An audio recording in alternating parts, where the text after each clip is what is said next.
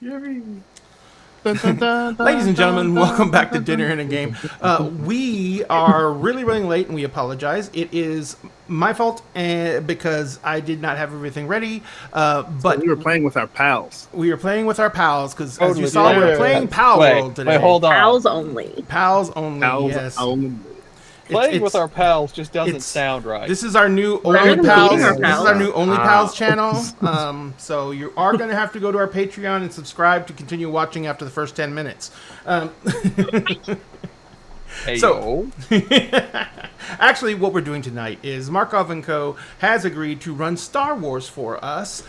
We do have normally our D&D 5e game tonight, but the big thing with that is most of these people here went to Gen Con. Actually, not even that anymore. A lot of people No. went to Gen Con, And I and didn't get sick this time.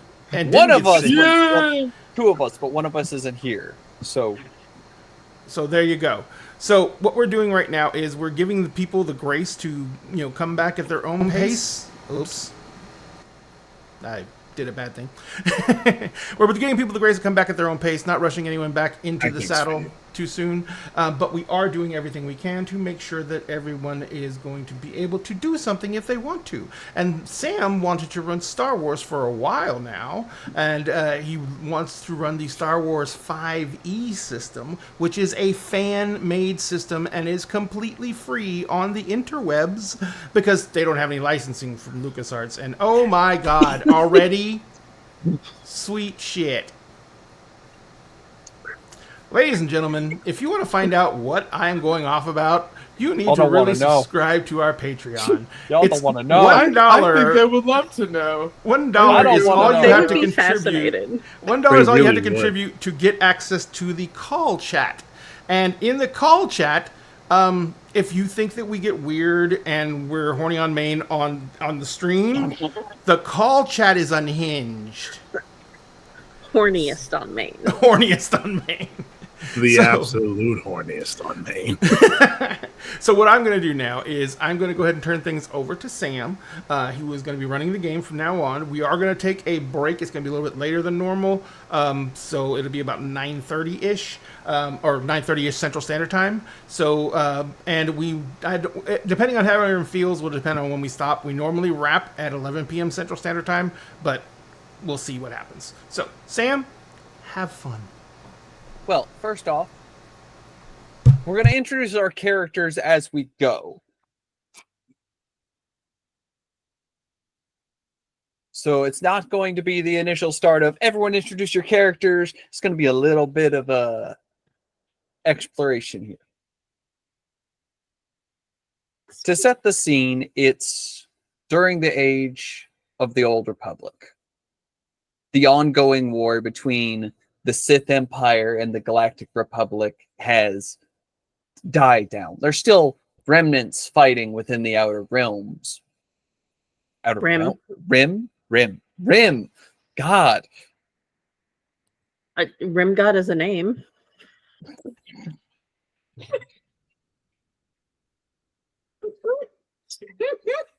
The stuff begins. You know who you're Who playing started with. I know. I asked for this. Sam always knows who he's playing with. Oh yeah, he loves to play.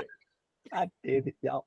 I also think that Sphinx is frozen with the most serious yeah. face. He's literally Oh like no. his, It's not a stream without tech issues, am I right? Yes. yeah. Are you there, Sphinx? Hello. I don't know. Fuck.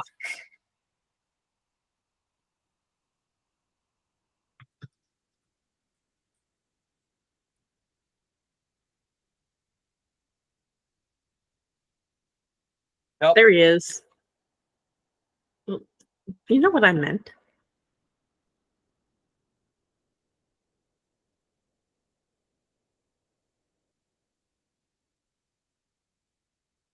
I hope Sphinx's internet didn't just absolutely die on them. What do you mean?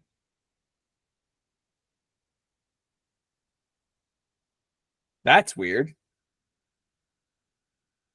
Well, I guess it's back.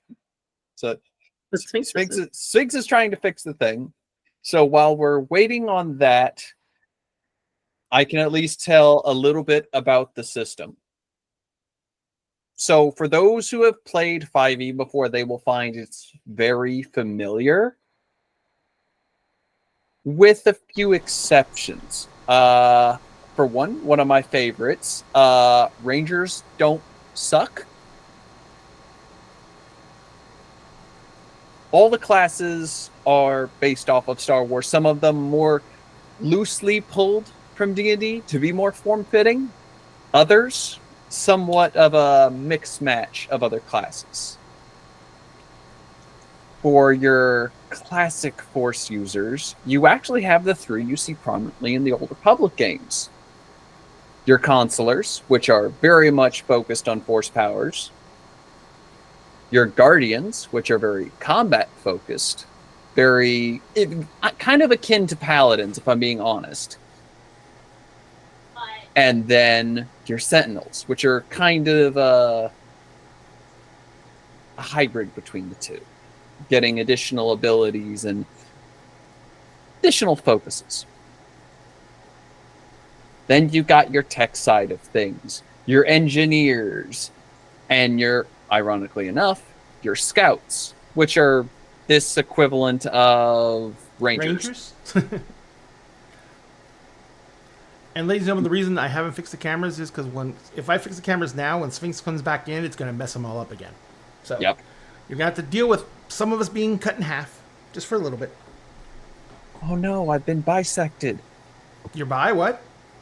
Exactly. Oh no, you're Qui-Gon? No.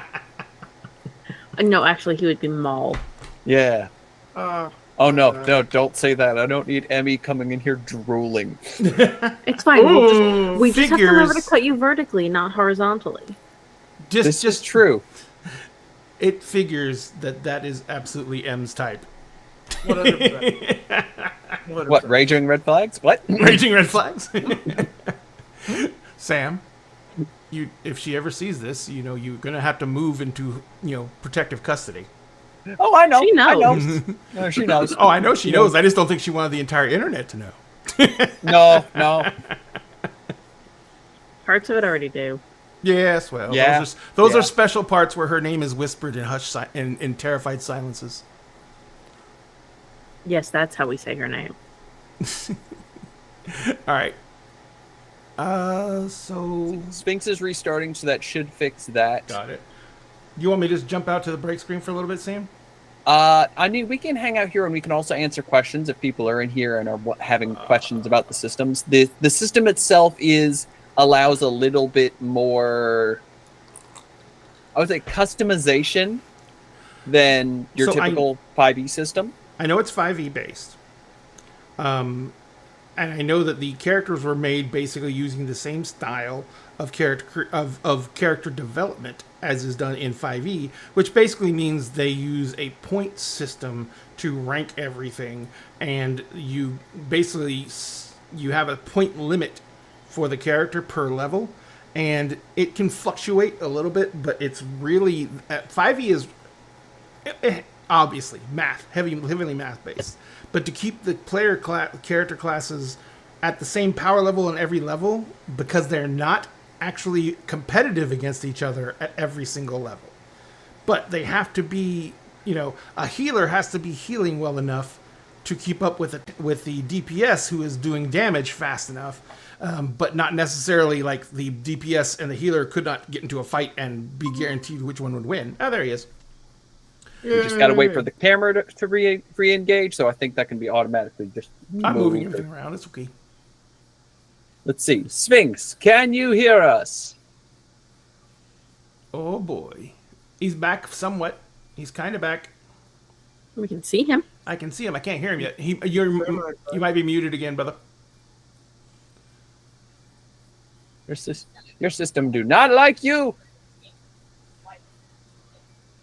Well, right now they're still kind of like. Who are you pointing at? I think he's pointing at his system. I think he's telling it to stop. I thought he was pointing at me because I.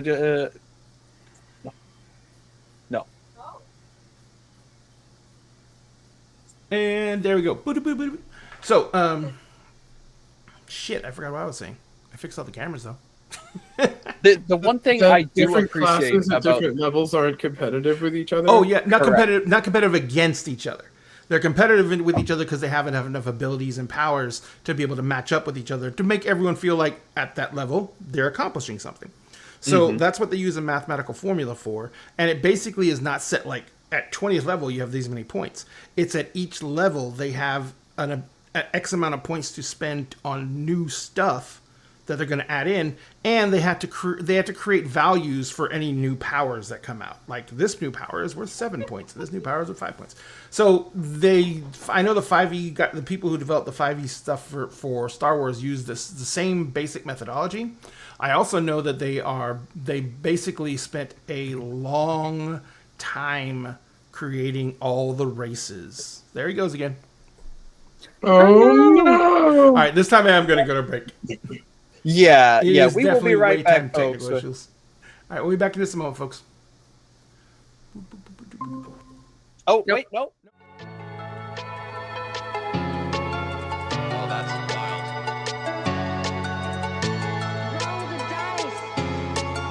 That's another one. Hiding and shaking, I shiver. Cursing these murderous heroes. Thick random encounters, unsolvable puzzles, and crazy huddles. Give me time to think.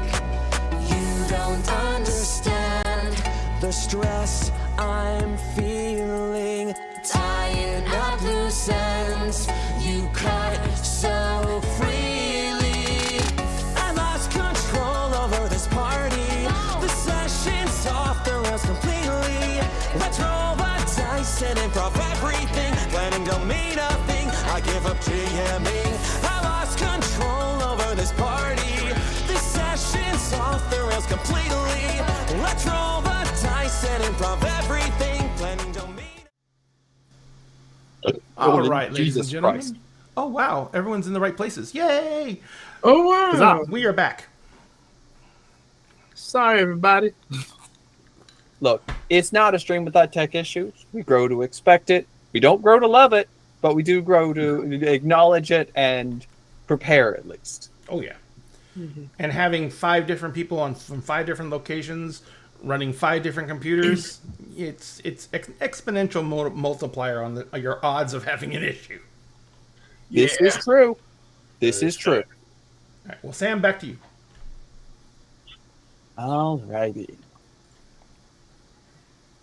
Time period wise, it is the age of the Old Republic going into what they are now calling the New Republic.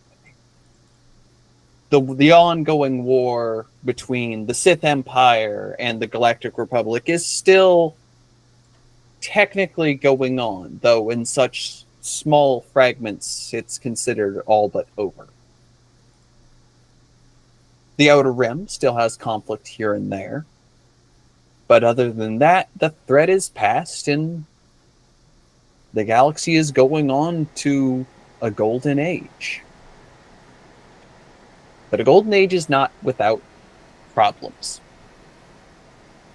And with the war, the Galactic Republic is now desperate for ways to move supplies, people, anything and everything.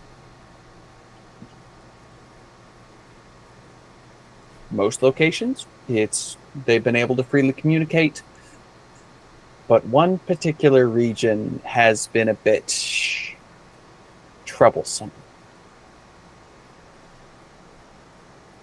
For now. We open the scene moving to the Jedi Temple. Everyone who's ever been into Star Wars at all knows that Coruscant building all too well.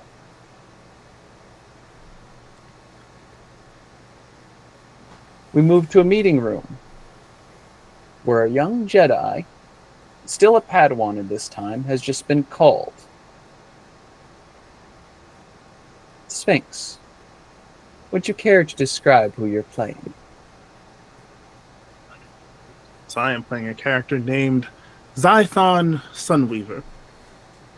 He is about 6 feet tall, dark skinned, kind of very, very like kind features. Light beard, but no mustache. Dreads that would loosely would be hanging down to about shoulders, but currently wears them in a ponytail. And you'd be able to see that each dread alternates between black and white, matching his very like bright silver eyes, due to the fact that he is in fact half Ichani. His robes are of a light, kind of like not quite white, but kind of like an off cream, like an eggshell color. Also due to his acknowledgement of his Ichani heritage. And he walks with a kind of easy gait, not folks around the order who know him would know him as a very kind of like friendly and fairly outgoing individual. He is helpful and considerate, and he walks with that kind of like, hey, a stranger's just a friend you haven't made yet kind of vibe.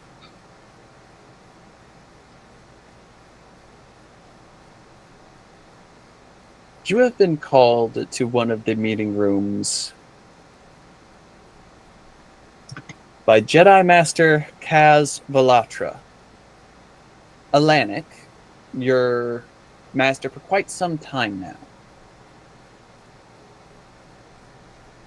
Whenever you get a call like this, you know there is some mission or assignment that you are going to be going on. So you're not walking into this blind, but you never know what it's going to be until you get there. Right.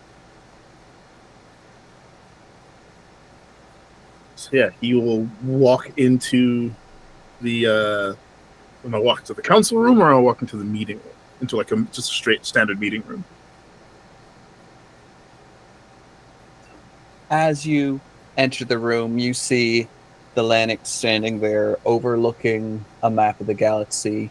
For those who don't know what Lanix are, I keep on wanting to say Lanok. I'm not honestly sure of the pronunciation. I tried to look it up. It does not say, which is annoying, but moving on. They stand roughly about 3.5 feet tall. Their hair, though long, only grows in certain spots of their head, so they tend to put it up in a ponytail.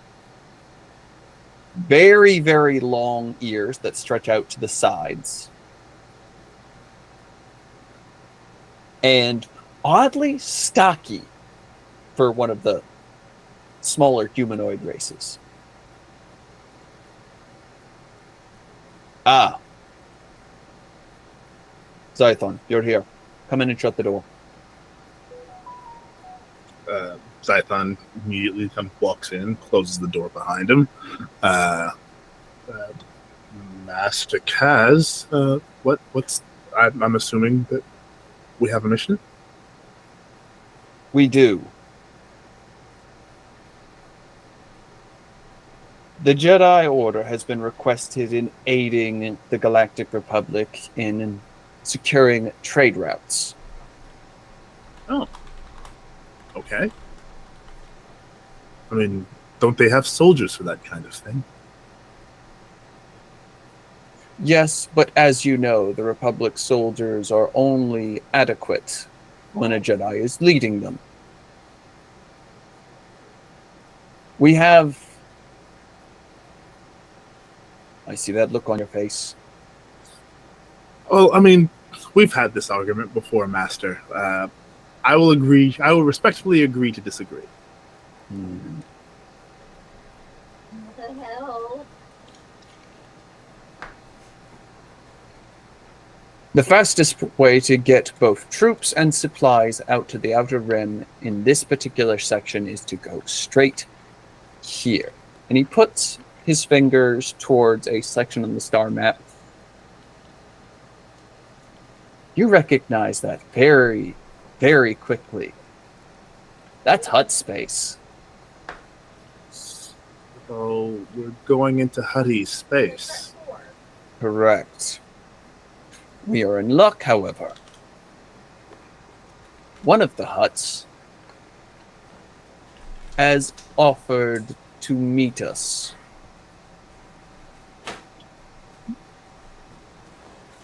Seems good on its face, but given that the Hutties are known gangsters, I'm guessing we suspect a trap of some kind? Uncertain. Hmm. The Senate is currently in talks with the Hutts, but it is slow and tedious. If we assist them in whatever troubles they may be having, they may be more willing to expedite the matter. I see. We were requested to deal with this. Also, hold on, I need to close the door because the wife is being unfortunately a little bit...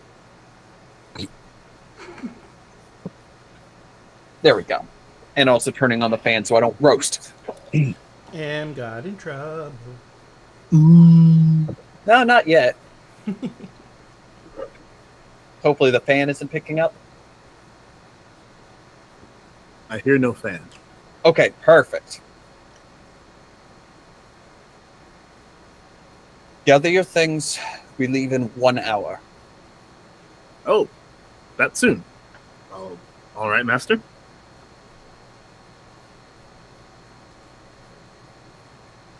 And Zai will kind of bow and will immediately about face and like, well, here we go. Leave out of the door. We go through various small scenes, small transitions. Small Republic shuttle being loaded with gear. The 2 familiar Jedi walking on board. The ship lifting off and leaving orbit. Jumping into hyperspace. In a meeting room of the ship, Master Velatra gives us some additional insight.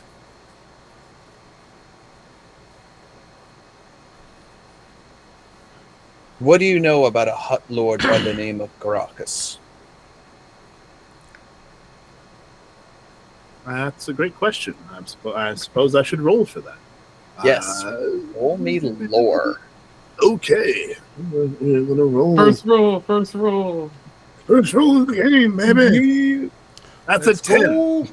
A 10. Ooh. Hey, So it's you not know, you know some knowledge, not a whole lot. What Yeah, he was you a- know of them is that they are the Hutt Lord that oversees the entire planet of Nar Shaddaa, which is Okay. essentially like Hutt Space's Coruscant. Central hub, yeah. Not Go quite on, central hub, but definitely the central social and economic hub of Hutt Space. Which is just as good. Yeah, and Zai was like, well, I know he basically runs Nar Shaddaa, right? That'd be correct. He also seems to have a avid fascination with anything and everything relating to the Jedi. I feel like that's should be very concerning to us. Or at the least disconcerting. He has an avid respect for our culture and our way of doing things. I consider that's it an good. honor. Matter of fact, he specifically requested a Jedi Master and their Padawan to help deal with this matter. Too many Jedi would be overkill. Sure. If he has a deep respect and interest in our order and culture and requested specifically a master and Padawan, would it be safe to assume that he'd never really encountered that level of, I guess, interaction before, and that he maybe wants to observe? Perhaps. Nar Shaddaa did serve as neutral ground during the war. Both sides did operations there. Both sides housed basing there, granted on opposite sides. And the Hutts were very strict on any sort of engagement between the two. It also goes reason. It also would not be out of place, I would think at least, that he may have the same reverence towards the Sith and their way of doing things. Suppose, yes, that would make sense.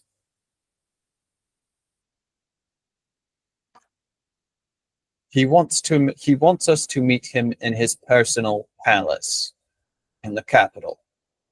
Oh, We've already received landing codes.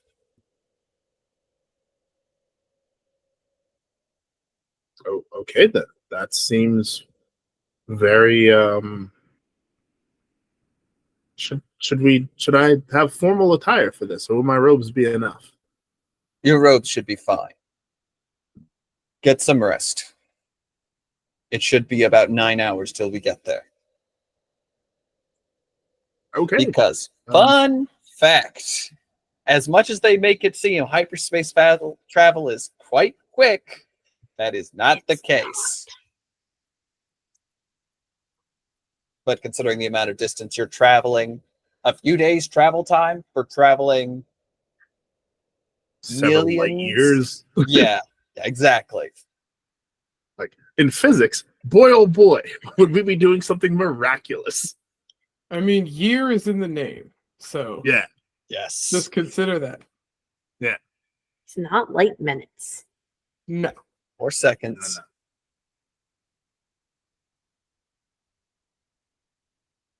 The scene then transitions, doing that classic clock that we always see them do. One scene slowly turning into the next as the ship emerges out of hyperspace. The gleaming lights of Nar Shaddaa shown cleanly through the clouds as the ship comes through. The neon lights at the marquees, the cabs and speeders flying through the air. It's like somebody combined Coruscant and Vegas all into one. And at the very center of its capital, a large palace. If a word had to be used to describe it, the word would be opulent.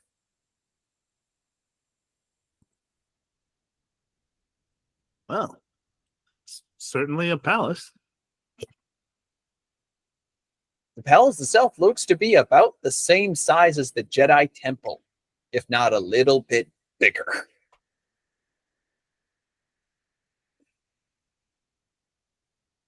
All right. They suffer from Jedi envy. Apparently. As the ship lands, you see a protocol droid walking up to the ramp.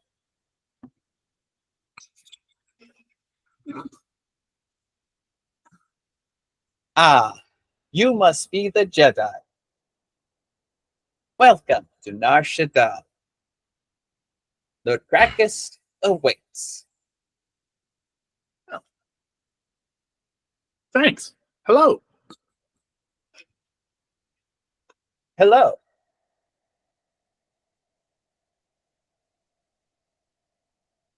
And he will, like, is there anything we should know about Lord Dracus before we arrive? Like, just to the droid. Lord Gracchus is not fond of tardiness. Ah, well, I suppose we should make haste then. And they walk over to a small speeder. Because the palace is quite large. Please embark. This will make transit times faster. Naturally, sure. He will board the speeder and help his master board the speeder. Think of it almost like a platform with, I almost forgot the name of it. Actually, then I did forget the name of it, Brain. God damn it, Brain. Dang Work it. with me. Brain says Two no. A repulsor pad underneath and basically a steering column. So it's something you could easily step on and it moves. You don't get jostled that much. Very smooth. Sure. As you're going through, you're seeing tapestries, paintings, murals, all preserved. And you're seeing stuff that could belong in museums. Wow, you all really love your art. Master Gracchus is very fond of art and history. It shows. It's very, very lovely collection.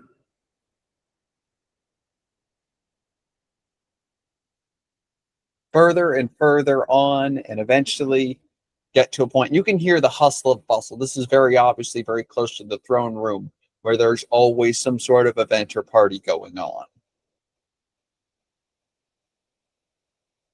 We have arrived.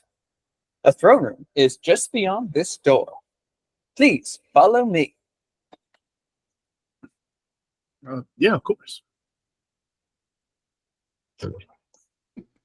As the door opens, the music becomes very, very prevalent. It doesn't smell, oddly enough. Like, it smells very, very nice. Enticing, open. You can smell food being made fresh. You can smell some of the drinks as they pass by. And on a slightly raised platform, there is a very large Hutt who immediately makes you do a double take. Because unlike Jabba, who is very much fat and flabby, this Hutt is yoked. He has bulging muscles on their arms and a literal abdominal pecs.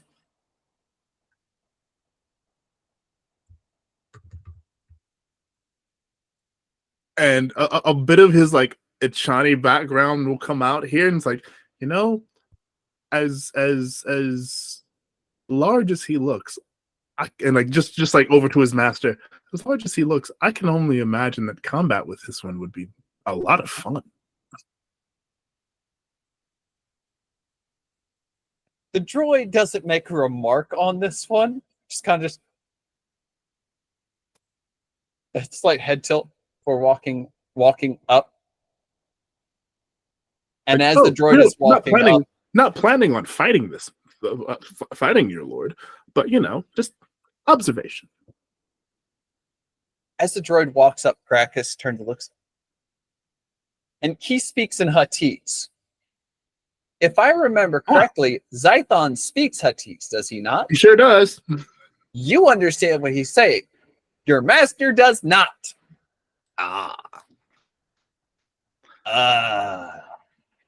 The Jedis have arrived at last. We can get on with things. Please approach me. Let me see you more clearly. And we'll translate very quickly for his master, and then we'll approach and we'll bow. And then in Huttese will reply, Lord Dracus, it is very, very good to meet you. Thank you for granting us an audience, and we'll bow respectfully. One who speaks our tongue. You must be the master.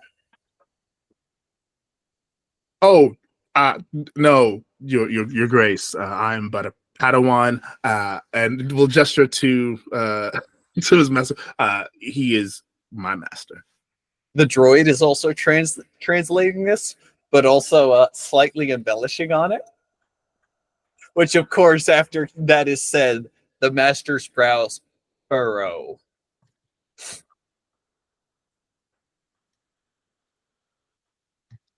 And like, may I present to you Jedi Master Kaz Valatra, and I am his Padawan, Zaiton Sunweaver.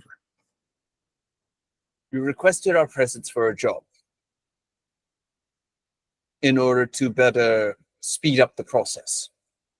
What job would that be? Oh, direct and to the point. I like. Something was taken. Something your Padawan will retrieve. I know of this right. You Jedi do. When a Padawan has shown skill enough to become a knight. This will be that test. I beg your pardon? Um, um, um, uh, uh, in Huttese, I appreciate your faith in me, your grace, but I usually we of the order decide that amongst ourselves, and usually the masters tend to make that particular determination. Well then, let us see if that determination is correct, and my ever-keen eyes have appraised you properly then. Something of mine was taken. A datachron. You are going to retrieve it for me. You will not go alone. I need someone to make sure that things can be seen. And I also need to make sure you make it back in one piece in case you get a little too far in your head. So I have arranged for others to travel with you. I am paying for them quite handsomely. This is not up for negotiation. I wouldn't dream of it, Your Grace.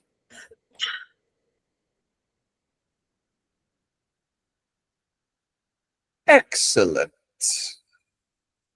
And while you retrieve this item, your master will remain here to entertain. Will raise an eyebrow ever so slightly and will look over at his master. Your master's entire face, the bald parts of their head, the very tips of their ears are red. You sense frustration. You sense, and you know them very well, this is the face they get when they feel they are being disrespected. And Zython will turn to Master Kaz. Master, you've trained me well. I know how much confidence you have in me, and I will not let you or the order down.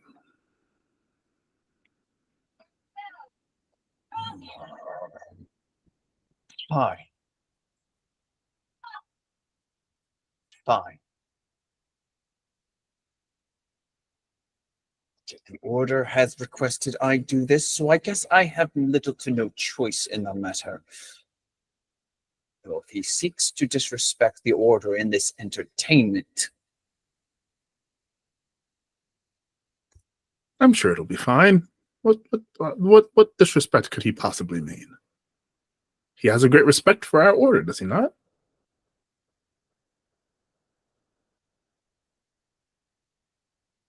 apprentice,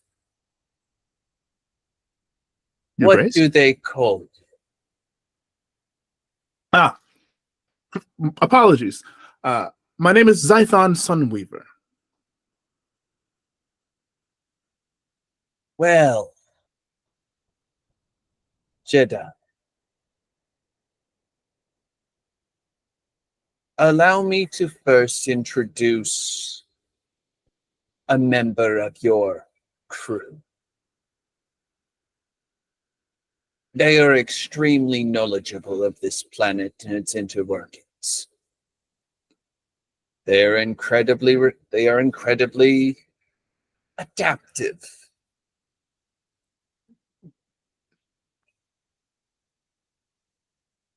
And he will press a button on his chair. Ray, Mm-hmm. would you care to introduce yourself? Sure. Coming out from, I'm assuming, a door somewhere behind the throne, is an older gentleman. He's human. He or appears to be human. He has like silver gray short hair. It's literally parted on one side and has like that beautiful little wave on the front. But he is 5'10" ish. He is attired in very, very dapper clothing. A lot of garish colors, and he has a small scar on his left cheek that is very, very noticeable. Hang on one second. There you go. Oh wait, now I'm having tech issues. Oh no. Yeah. Is it dear. Google? You stop that right now. Okay, it's trying good. It's to. good. It's going back. Okay, gotcha. But yeah, so he is basically 5'10", average build. Obviously, he was probably athletic in his youth, and now it's starting to go, so he's getting a little bit of a belly. And he's got a very bright smile on his face as he walks in, and he says, "My lord summons me." This is Tyson Billups. He bows. Zython bows back. Zython Sunweaver. This is the individual I was telling you about, Billups. The Jedi up for testing. Ah, so I am to give them escort, as it were. And use your gifts as best as you can. We were not expecting that item to be stolen. I would very much like to get it back and find out how they stole it. I understand, Master, and I appreciate the severity of the situation that you felt the need to call in a favor and bring in Jedi. But I maintain I could have gotten it back on my own, I understand. and I would have loved the extra bounty. Of course. That little droid of yours will come in useful as well. Do you think you could have him record the venture? Yeah, certainly, absolutely. Perfect. I will tack on some additional pay for it. You are always considerate, Master.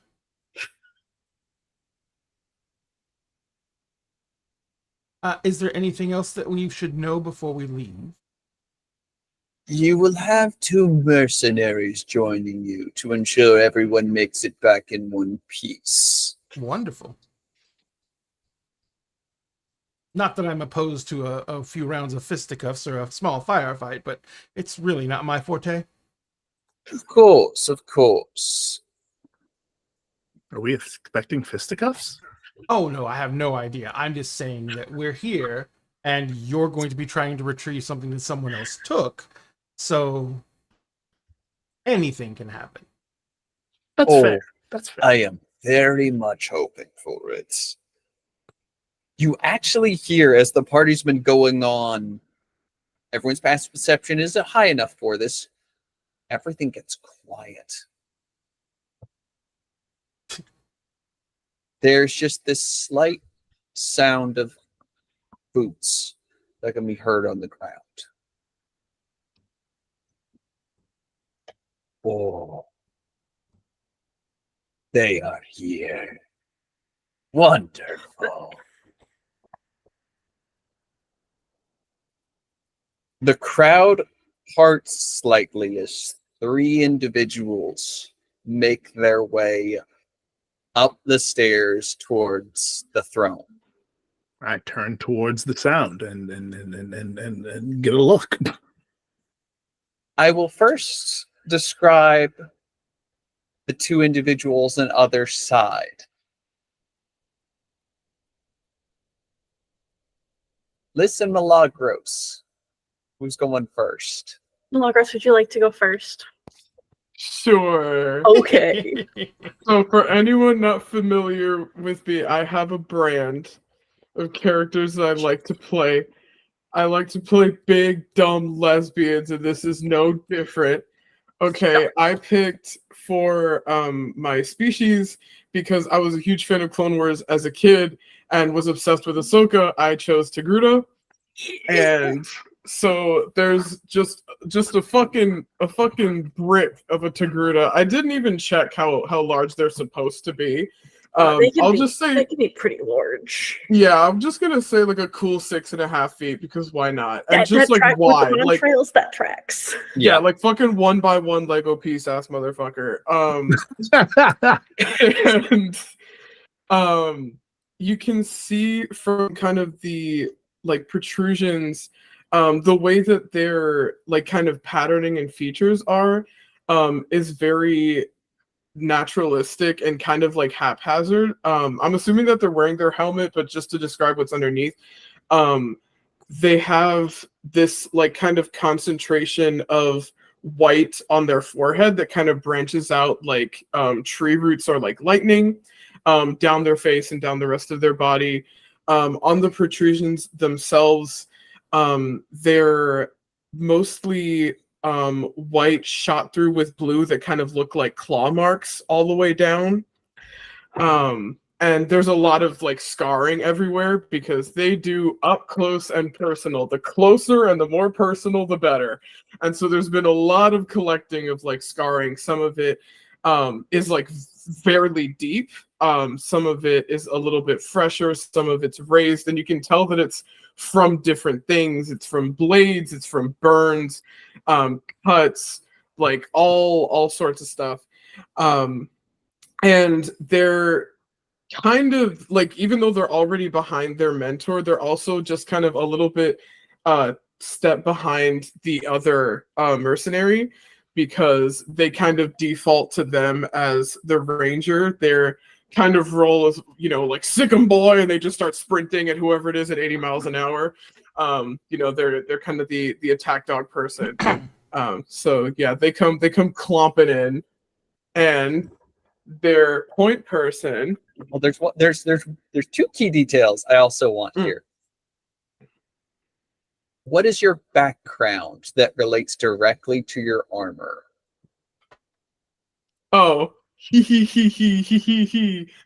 a TV show about it, very obscure. You probably never heard of it. It's called The Mandalorian. You've probably never heard of it. But yeah, we got 3 of them in here. Yeah, so everyone's very safe. Everyone should feel very safe. The other detail I want to know, because I'm actually curious about this one. What are your armor colors? Definitely, I would say kind of like almost camouflage colors, like very, very deep and dark green. And then I would say like an earthy brown. Okay, like, I like it. Very much wanting to be in the dark because I have dark vision, wanting to be in the dark to jump scare people. Big 6'5" Mandalorian jump scaring people is a horrifying thought, and I'm here for it. I love it. Liz. Yes, so a few steps in front of the Togruta is another person. Their helmet is actually off. It is currently tucked under their arm. They have very short, close cropped black hair. Their skin is a very deep tan, kind of like you would see like in Greece, like that kind of tone. So still white person tan, but like super tanned. And going down from the hairline down to the edge of the nose are a series of green markings, as they are actually half Kifar. The same rate as Quinlan Voss. We love a Quinlan Voss. One ear is fully pierced. There are just a bajillion earrings on it. And their armor is a like mid green tone, but there are also spots of blue, and the heart piece directly in the center is fully black. And yeah, they're sort of like to the side of the mentor in front, at like kind of like they thought they were gonna spread out into like the triangle thing, but then Malagros's character just kind of stayed like right behind them, like, okay, I guess this is what we're doing. I can imagine kind of like it's a frog statter. So one person's here, one person's here, one person's here. Yeah. Yeah.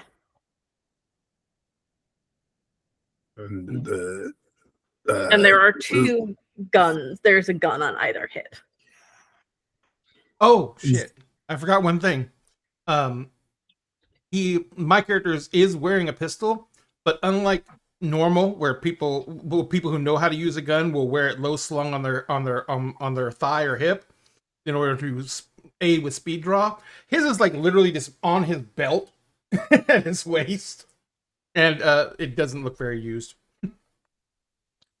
I hate that. They clock that immediately, and like they say that out loud. They're like, I hate that. He looks down. He's like, "The man at the shop said it was one of the best." It's where you're wearing it. Where else do you wear? Oh, it's like a fashion statement then. Can't shoot it. You can't shoot it. You can't shoot it. Why'd you shoot at me? Because you just called my weapon a fashion statement. Oh, I meant the way you're wearing it. I mean, the thing had a thing for a belt, so I just put it on the belt. No. And they just pull one. Everyone kind of gives a gasp and backs away. And it goes back in immediately. Everyone calms down a bit.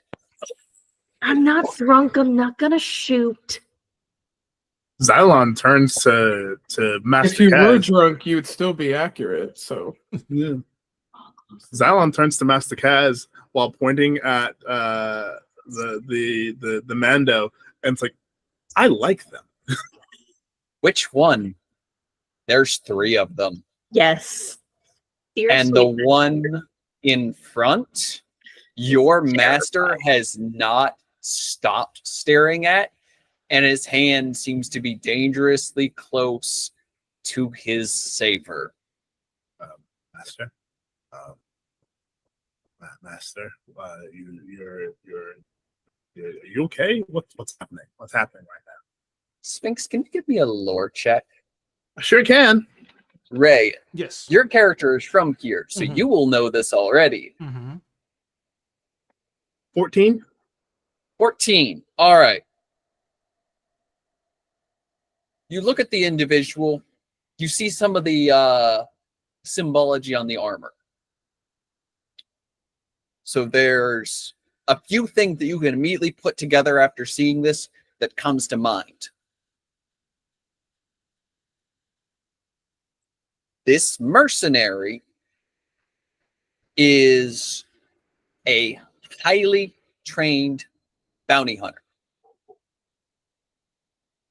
He fought in the same war that your master did. Oh, He was technically, as a paid mercenary, he technically fought for both sides. But after something happened, stopped working for the Republic altogether. This was not, however, before taking down an entire branch of the Black Sun Syndicate overnight, netting an over 250,000 credit bounty on 4 different heads. he just leans towards his master. It's like, Master, is that who I think that is? No one knows their real name, but everyone recognizes the name of the hunter. Eclipse. And after looking at his trophies, something clicks. The reason why your master is so on edge. You see teeth, you see claws, you see what looks like small fragments of armor, you see rank insignia. And then you see braids of hair.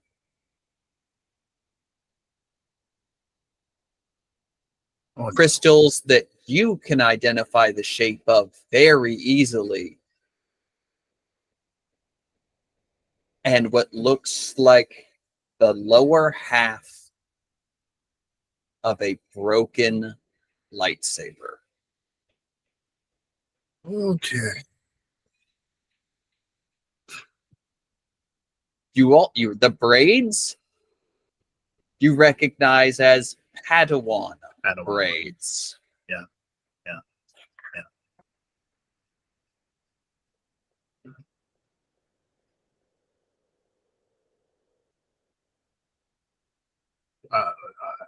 Wow. That's okay. I'm pretty sure that is who I think that is. Master, we don't want to make a bad impression, right? Right? We were invited. Definitely don't want to make a bad impression. You have never seen your master like this before. It is taking everything possible to stay in control. I rolled some of these rolls Yep. way ahead of time Sure. because I had 8 extra hours extended on my watch. So I rolled some stuff ahead of time to see how some of the NPCs react. He actually passed his wisdom save. Or Very good. Correction. He failed his wisdom save. He did not critically fail it, but he did fail it. So he is currently more or less stunned. Okay. Jedi was too stunned to move. Lord Gracchus speaks up. Ah, the master of the Nar Shaddaa Hunters Guild. Welcome once more to my palace. The pleasure is mine, Lord Gracchus. You said you wished to see 2 of my best in action. I have brought them. Yes. I have read about the Mandalorians in the war, but I have never had the pleasure of seeing them in action. Will they be against working with the Jedi?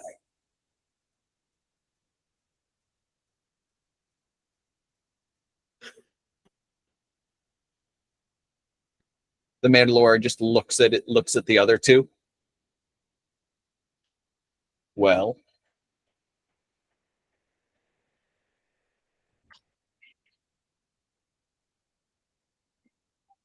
I don't see why not.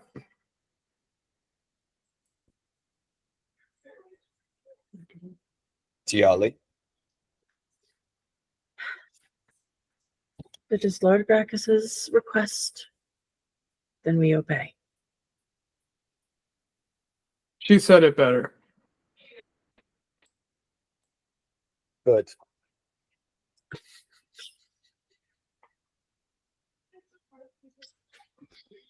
Excellent.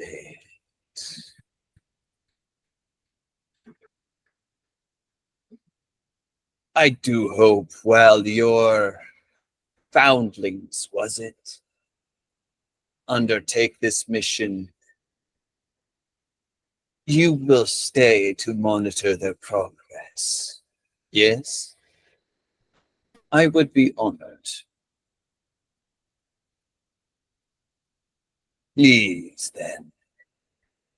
And as he says this, he kind of raises his hand, and there's actually 2 additional chairs that rise up. One on either side of him.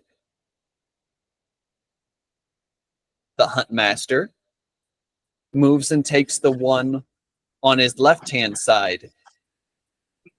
Again, 3 of you already know this, 1 of you doesn't, but this will be seen. He does have a shoulder cape.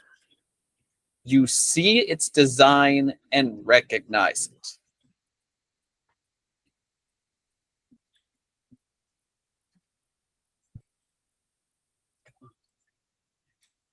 Oh, I see. The Mandalorian clan symbol for Clan Vizsla. Before the Darksaber's creation. Before Death Watch. The banner that Shay Vizsla herself flew when she took over as Mandalore at the end of the war. Oh, queen.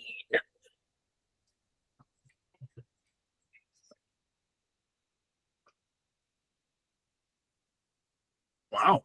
Notoriety level increased. Yeah.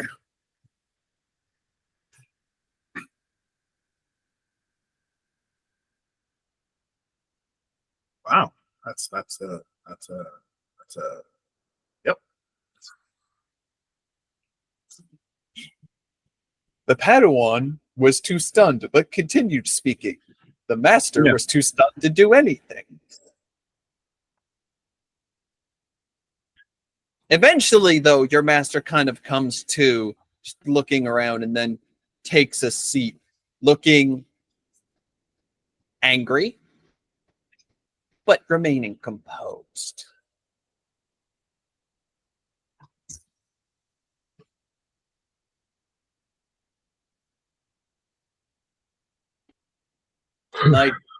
My droid will show you to the speeder. You can begin your journey from there. As you wish.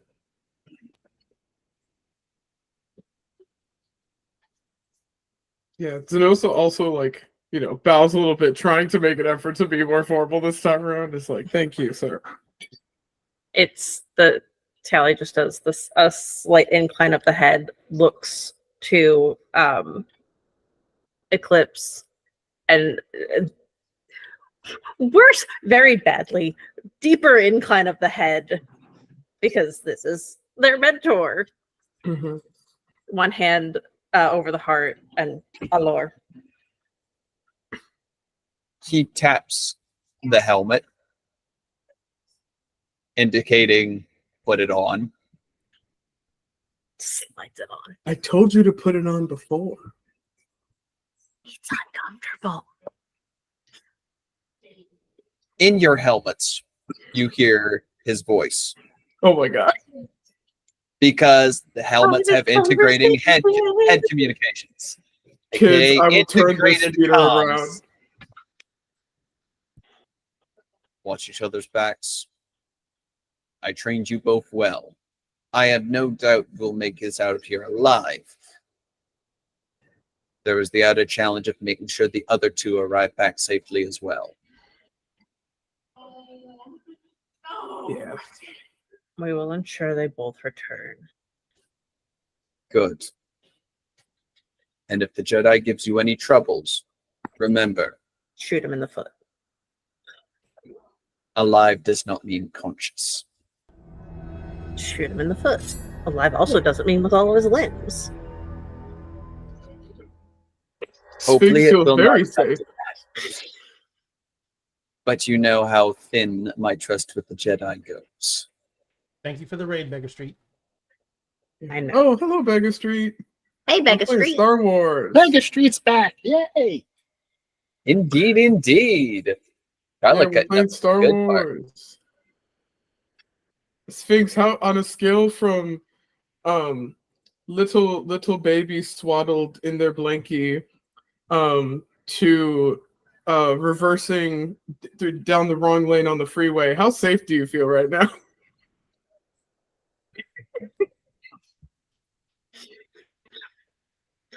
I mean, he doesn't know Um, the conversation we just had. This Oh is no, I true. mean no, from that intro. That's not from the conversation, from this display from that display and based on what my character knows about, and his master vibrating in his seat right now. yeah, I'd Like he's got a bad say- hunt. I in a speeder going like full tilt, but not sure if the seat belts will hold. We've got a sweet tea special and a hydrate. I don't have any liquid. I've got a sip left, so I don't think I can make it into two though. That Yeah, I made it in one. Excuse me. I am also messaging the wife if she could. Please bring water. I need to hydrate. Please water. Yeah, I'm getting major sibling vibes. This is great. 100%. This is great.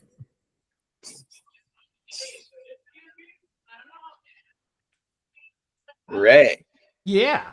Ooh. I am going to have you roll something for me Okay. because we do kind of a slight flashback. Dun, dun, dun. Okay. What am I rolling first? Well, that entirely depends on you. All right. Thank you, Pop. While the group was making their way here, Mm-hmm. you were getting information essentially on where these people might have come from, where they might have gone, where might they be hiding. So, looking over your character sheet with Mhm. what skills and tools proficiency, how would you get a hold of that information? So I would definitely be using persuasion, hitting up all my contacts, the fences I know, especially because this is stolen property, especially fences who specialize in getting stuff off planet. Because I don't think anyone who stole from a hut is going to try and stay on planet, or if they sell this, anyone who buys it is going to want to keep it on planet, unless they really just want to start a war.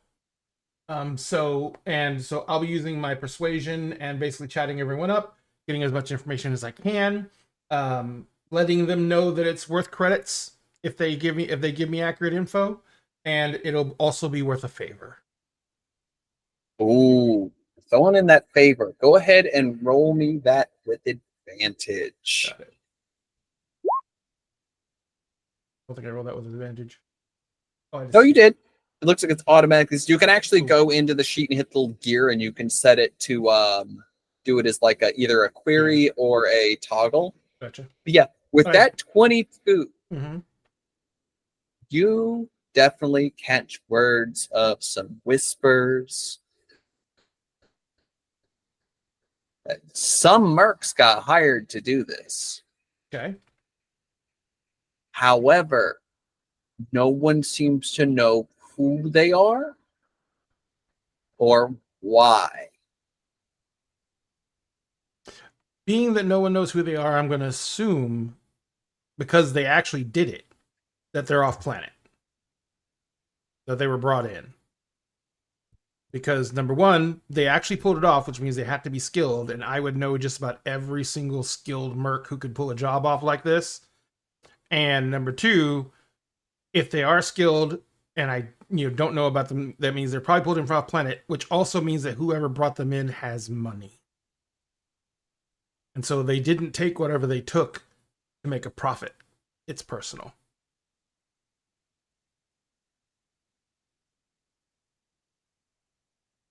And the hut will have billions of enemies, so that's not really helping much. Go ahead and roll me. You're going to use your tool proficiency for this one. Okay, which one? Roll me a slicer's kit. It's going to give you a option of what to roll with. Use Actually, intelligence. Not actually let me do anything with the slicer's kit. Let me see if there's something on the settings. You should just be able to. Wait, hold on. Did I click the right one? Oh, hold on. So just click on the thing that says Slicer's Kit, and a little pop-up will pop up, and it'll say query or input value.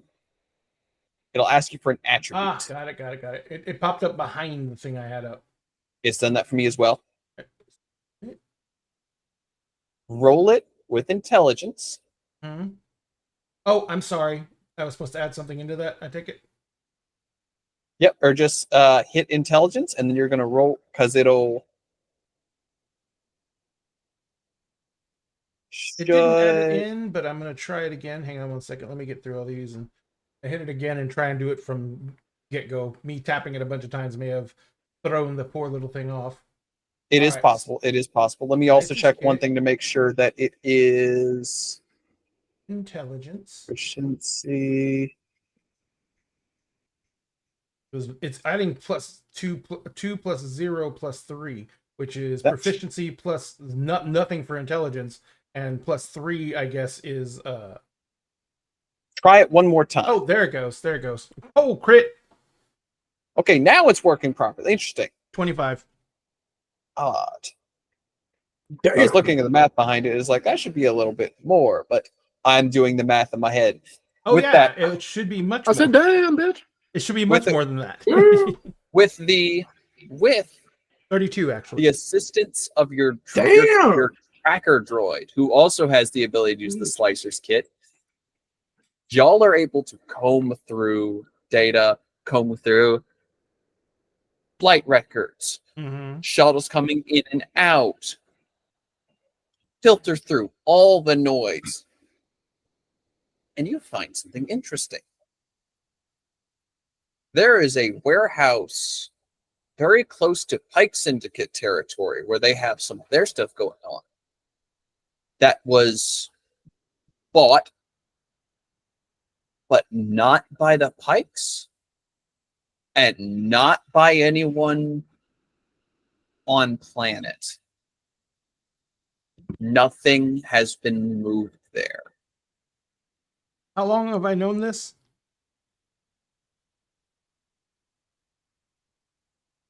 About the news finally came through after combing in the data. You've had a compiler going, just sifting through all of this. Right before Lord Gracchus sent out the offer to the Jedi Council. Okay, so it's been at least a couple of days. Yeah, it was your intel that led to this mission. In that case, Sparky has been casing that shit for days. And he has been recording video the entire time, doing as much audio as he can, and he has just been looking to see if there's any motion. He has night vision, he has everything else. He's watching to see who comes and goes, seeing if there's any... They have a visible security presence. He won't be able to do much on the tech side to try and find that out because he need to get into the system itself, and I don't want him to put that much risk onto it. So I'm just going to have him give me like active data on who is coming and going and how many there are, and et cetera, et cetera. Your little tracker droid has been a busy little bit. I would have had him come back this morning before the meeting with the Hutt. Ironically enough, as you guys are on speeder, and as you guys get closer to the point where you know you'll have to go on foot just to be safe, you get a little message on your thing and you see the droid is nearby. He was traveling back. Gotcha. His rage is finite. They are tiny. The Yeah. tracker droids are only about the size of a grapefruit. Yeah. They're small, but don't underestimate them. Yeah. Oh no, his name is Sparky for a reason. All right. So as he comes up, put out the hand so he can stop using energy and land on it. So What does he have? What does he have to report? For everyone else, you see them just lift out their hand. And that's you see an ever so slight shimmer. And then you see a small tracker droid. Again, about the size of a grapefruit. It has an active Aerotech camouflage field. I don't have one of those, but my droid does. I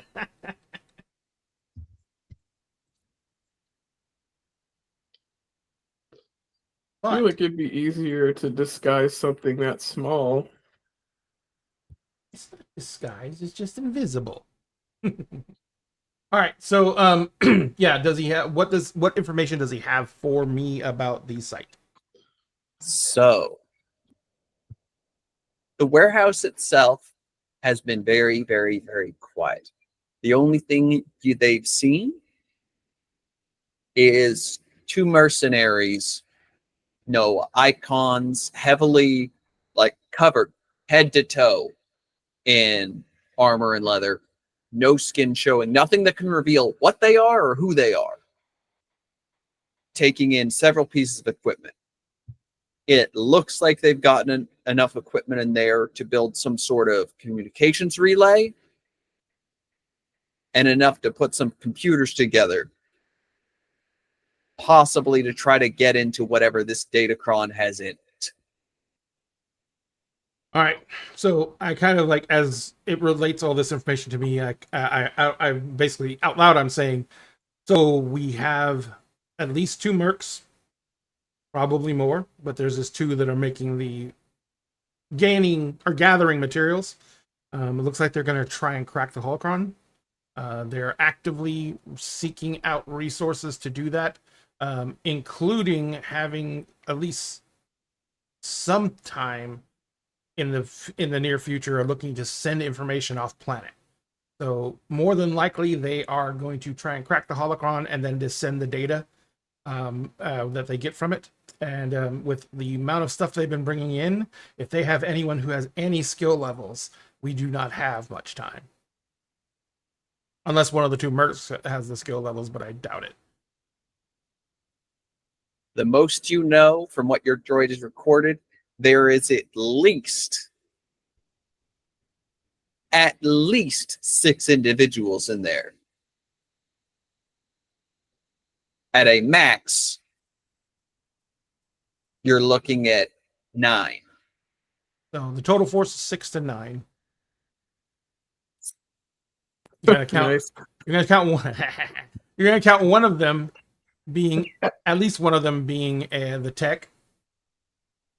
So, but the others probably with what they've got in their hands, the others are going to be security of some kind.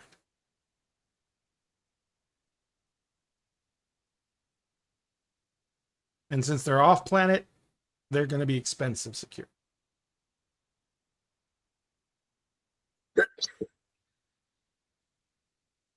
And by the way, I give them the layout of the warehouse, like where the main entries are and everything like that, how many windows there are, et cetera, et cetera. It's like the original planning screen from Rainbow Six or any of the episodes of Clone Wars where you see them planning. That droid is able to generate a full holographic image. Y'all are set up in one of the small abandoned apartments a few streets away. Gotcha. Y'all have a full holographic display of the warehouse. The droid has already calculated estimated spots where people might be. I kind of look around as the master pubs. Any questions?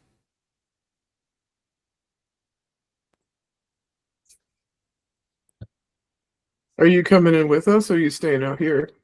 I will definitely be coming in for no other reason than if we can get to it, I will be taking the holocron and running. The holocron is the most important thing. Right. So Okay, then. trust me, if someone Then sees me take the holocron, I'm not going to run. I'm going to stay where you guys are because you're my only protection, and I will get shot. Sure. But if I can Right, get I it, was gonna if I say. can get it without being spotted, I will let you know. I will. All right. I'm going to make entry with you, but you probably won't be able to see me. Ah, So you do have a disguise thing. Something like that. All right.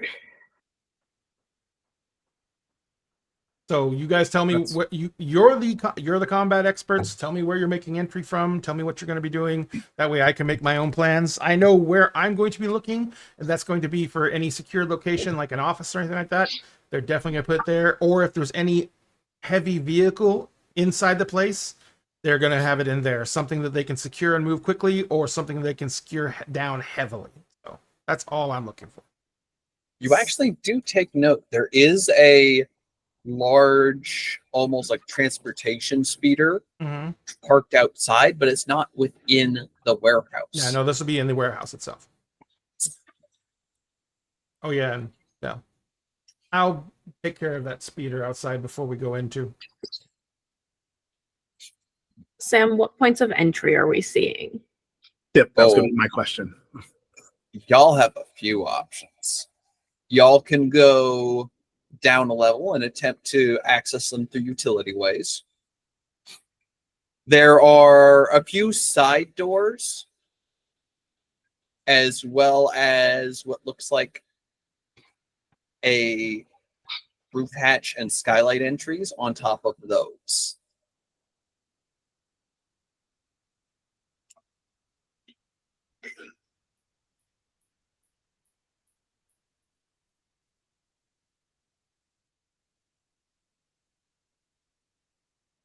I think we want to come up either from underneath or go in through the roof. Underneath would be a little more stealthy. Where do we see where the utility hatches would come out? You do indeed. There is one downside. Sewers. No, mainly location. From what you guys can tell, it's hard to tell if it's a lot of old equipment or a lot of active equipment in that entire warehouse. The only place where the access hatch looks to appear like accessible to where you could pop up, it's smack dab in the middle. Is it the same for the roof, or are those more to the side? Not quite like dead center, but they kind of are like slightly off center and lead to upper walkways above the place. It looks like this warehouse used to be like possibly an old electronics factory. Wonderful. And how far from the walkways to the ground? Probably about 20, 25 feet by ladder. That's not bad. Okay. And Okay. as I look at that look towards that rooftop point of entry, and I'd like to use danger sense Dangerous. to see if in fact that is a good idea, or if it is maybe we shouldn't do that. Danger sense. Danger. Will referencing danger. Let's see.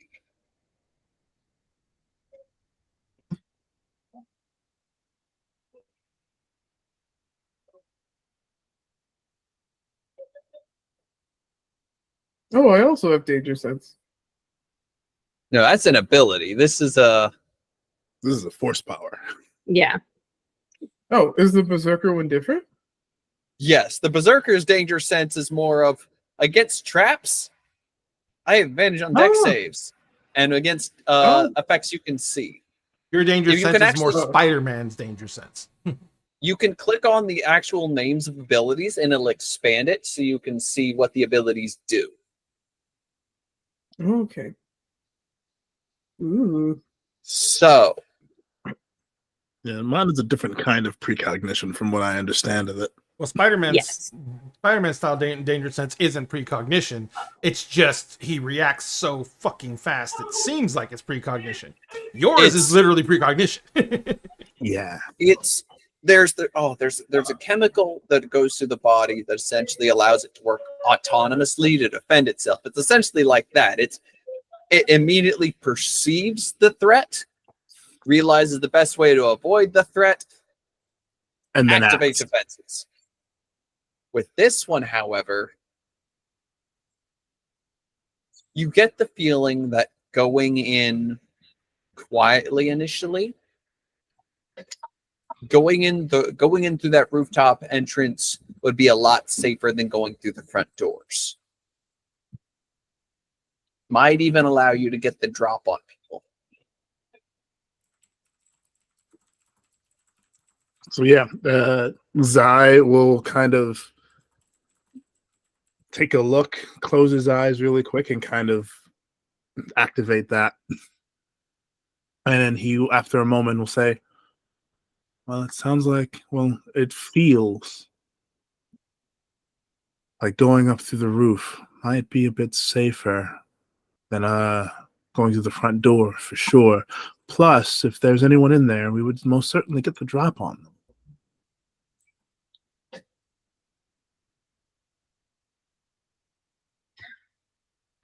I have no Works for problem with me. heights.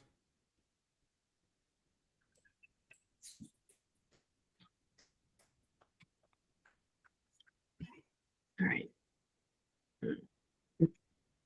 Zeno, Yeah, so I you follow go- you.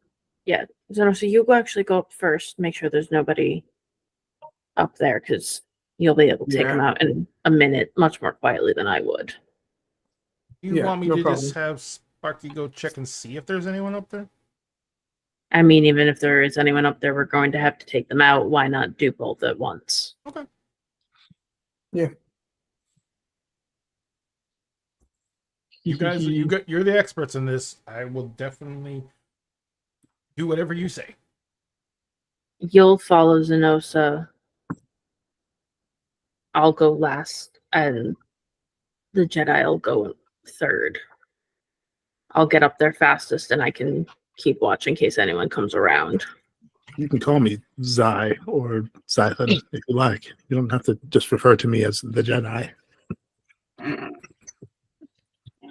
You can just feel the stare through the visor. Zenosa points at the little braid and is like, I don't think he's a full one yet. No, I am just a Padawan. So, I mean, hoping to pass my trials soon. I guess this is supposed to be my trial. Maybe. Oh, Still kind of Jedi. confused about that. So Jedika. Okay. Yes. That yes. I've heard that term before. You have not. You no, that is Mandela. Yeah. He's not. totally bluffing. Totally bluffing. The voice of God has said, no, you don't. Deception versus insight. Oh, shit. Okay. All right. Ooh. Neither Ray, am I. if you want in on this as well, you can roll insight on it as well. I mean, he constantly observes everything, so yeah. 18 perception. So an 18 deception. All right.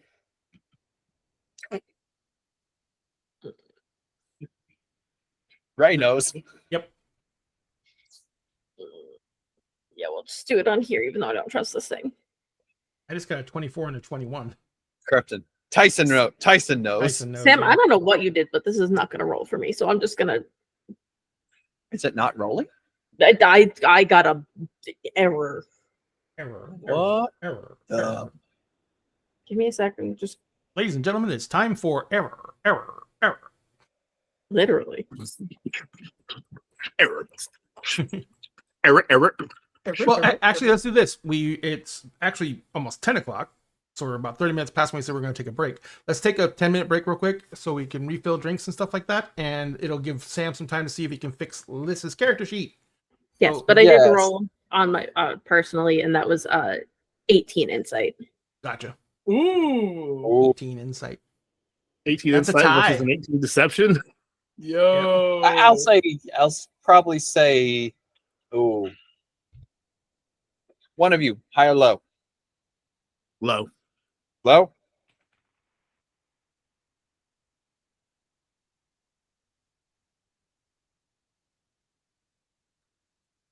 Guessing that went high. It went nat 20 high. There you go. Well, all right then. All right. So, ladies, Yali also knows. so we will be back in 10 minutes, ladies and gentlemen. Thank you so much. See you then. Oh. Oh, that's wild. That's another one. Hiding and shaking, I shiver. Cursing these murderous heroes. Thick random encounters, unsolvable puzzles, and crazy huddles. Give me time to think. You don't understand the stress I'm feeling. Tying up loose ends. You cut so freely. I lost control over this party. The session's all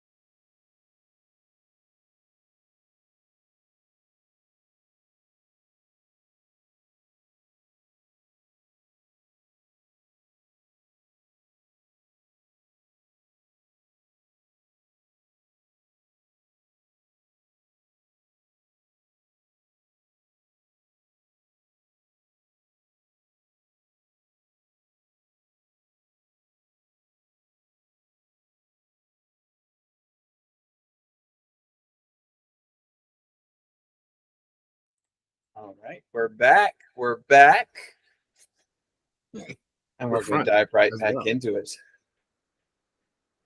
The warehouse is ripe for the picking. I know 3 of you said you wanted to move up to the rooftop. Mm-hmm. And one of you said you were going to do something about that vehicle. Mm-hmm. Did you see my message on Discord, Sam? No. Yes, and you would have enough to do all of that. Okay. All right. So yeah, I would have, when everyone started moving, getting ready to move out, I would have just like done the whole hang back half a step and activate my field. And then the only thing I would have done is I would have kind of darted ahead to get underneath the speeder and put one of those on the speeder and set it on like 3-minute timer. Just enough time. Yeah, just no time for us to get up and onto the roof. Give me a stealth check. I have no doubt you're going to make it, but just I have advantage though, right? with considering you've got the belt up, yes. So 21. Easily. You do not get noticed. You do notice in front of the warehouse there is one of the mercs, but he does not see you. For the rest of you, you guys are actually able to make your way up. There's no guard on the rooftop. The roof hatch is unlocked. Do you guys make your way into the warehouse? Well, I would I'm not have going- gone up until Ray's character Yeah. went up. You're letting the Yeah, Jedi I'm go going first. No. I'm No. going first. The Togruta goes first. Oh, the Chakruta goes first. I'm going first, so if anyone's up there, We smack, take care smack. of them relatively quietly. Exactly. Yes, very So quiet. as they all go up on the roof, because I came up after them, as I'm climbing up onto the roof where they got on, I would dart behind like an AC unit or something like that and deactivate my belt. And then I would come out of that and I'd be like, I would like snap my fingers to get everyone's attention and put up the hold sign for a second. And then I go over to the skylight and I want to check it for traps, anything like that, any devices on it or anything like that. Just even like a laser sensor that tells when someone crosses crosses the threshold. Roll me a perception check. Got it. 23. 23. Well, it would be normal. Wouldn't be with advantage, so it'd be just the 13. Oh, 13, sorry. But still, that 13 is easily enough. There's no traps on it. You see looking down, you can count 7 people. So I do the whole thing, and I hold up 7 fingers.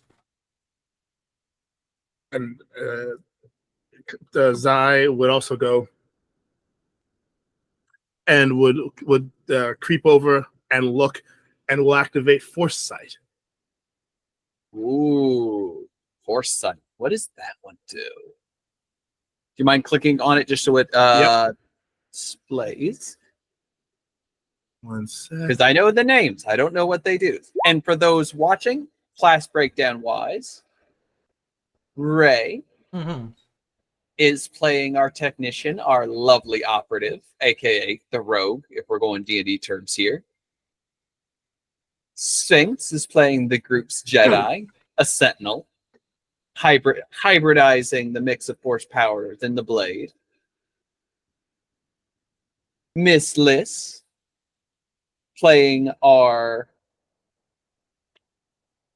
scout, which is like ranger, but actually useful. Yes. Mm-hmm. And our lovely Milagros is playing the full metal berserker, aka barbarian with the hands. Handbarian. And Handbarian. Hand bury in your face.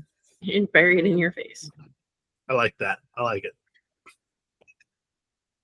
So yeah, shift my vision to see through use of the Force. Colors fade and inanimate objects appear as shades of gray. For the duration, I gain the following benefits. Living things glow with the power of the Force. Those with an affinity for the light side glow blue. Those with an affinity for the dark glow red. Those with no attunement glow yellow.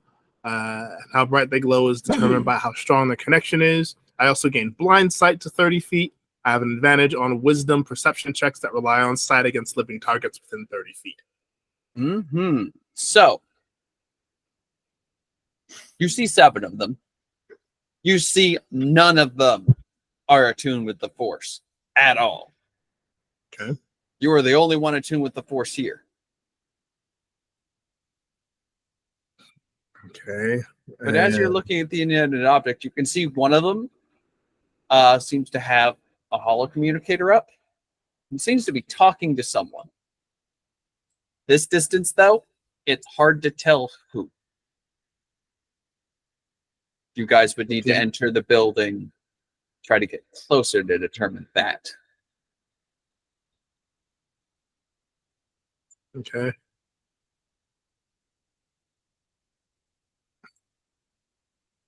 I bring everyone close together and I just kind of scope everyone out. I kind of like point at everything and I whisper, "No Force users here," and then points to the communicator, talking to someone, can't tell who.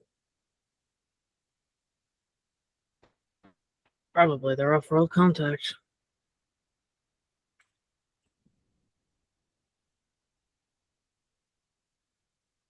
Or someone who might be able to call backup. Well, then let's get in and get out.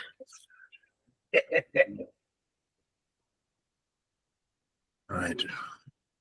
Assuming So, we want to do this quietly. So we've confirmed there's no one on the roof or anything, right? Correct. And I confirmed that the way we're going in has no traps or any other warning devices on it. By the way, I didn't even think to ask this, Sam. I should have. What's directly underneath the skylight? Open space. So there's no walkway, no nothing. The roof hatches have ladders going down to the catwalks. But the actual skylight, if you drop down to the skylight, that's about 30 feet before you hit ground. Unless you got something to stop your fall. All right. So I'm going to go over to the roof hatch. Yes, because I do have something that would technically keep me from falling. Mm-hmm. And there is, from what you also see, looking down there, you can see, not quite in like the dead center of the room, but kind of like in the center of the room where like a bunch of the power cable is coming up. They do have a large computer unit attached to communicator. It looks like they are, they've got the holocron in there, or the datacron, and it looks like they are running programming to try to get through it, but it is taking time. This thing is heavily encrypted. Okay. Does it look like the holocron is being held tightly by something? Oh, yeah, it's in there. Okay. It is very much in there. The datacron has a scomp plugged into every port. The datacron itself is about the size of a small, it's like a cube the size of a small melon. Okay. I take Sparky and I put one of the grenades on him, like in his little grapple. And I said, I looked at him and said, "Stay up here. If things go to shit, take this and drop it directly onto the holocron." Wow. I thought the object was to retrieve the holocron, not to destroy it. The object is to retrieve the holocron. But if But we can't needs retrieve us. it, then it's lost. If it's lost, might as well be destroyed. Still don't want them to get it at any cost. Fair enough. All right. You guys take the roof hatches. Y'all get a message on your wrist comms. Ah, shit.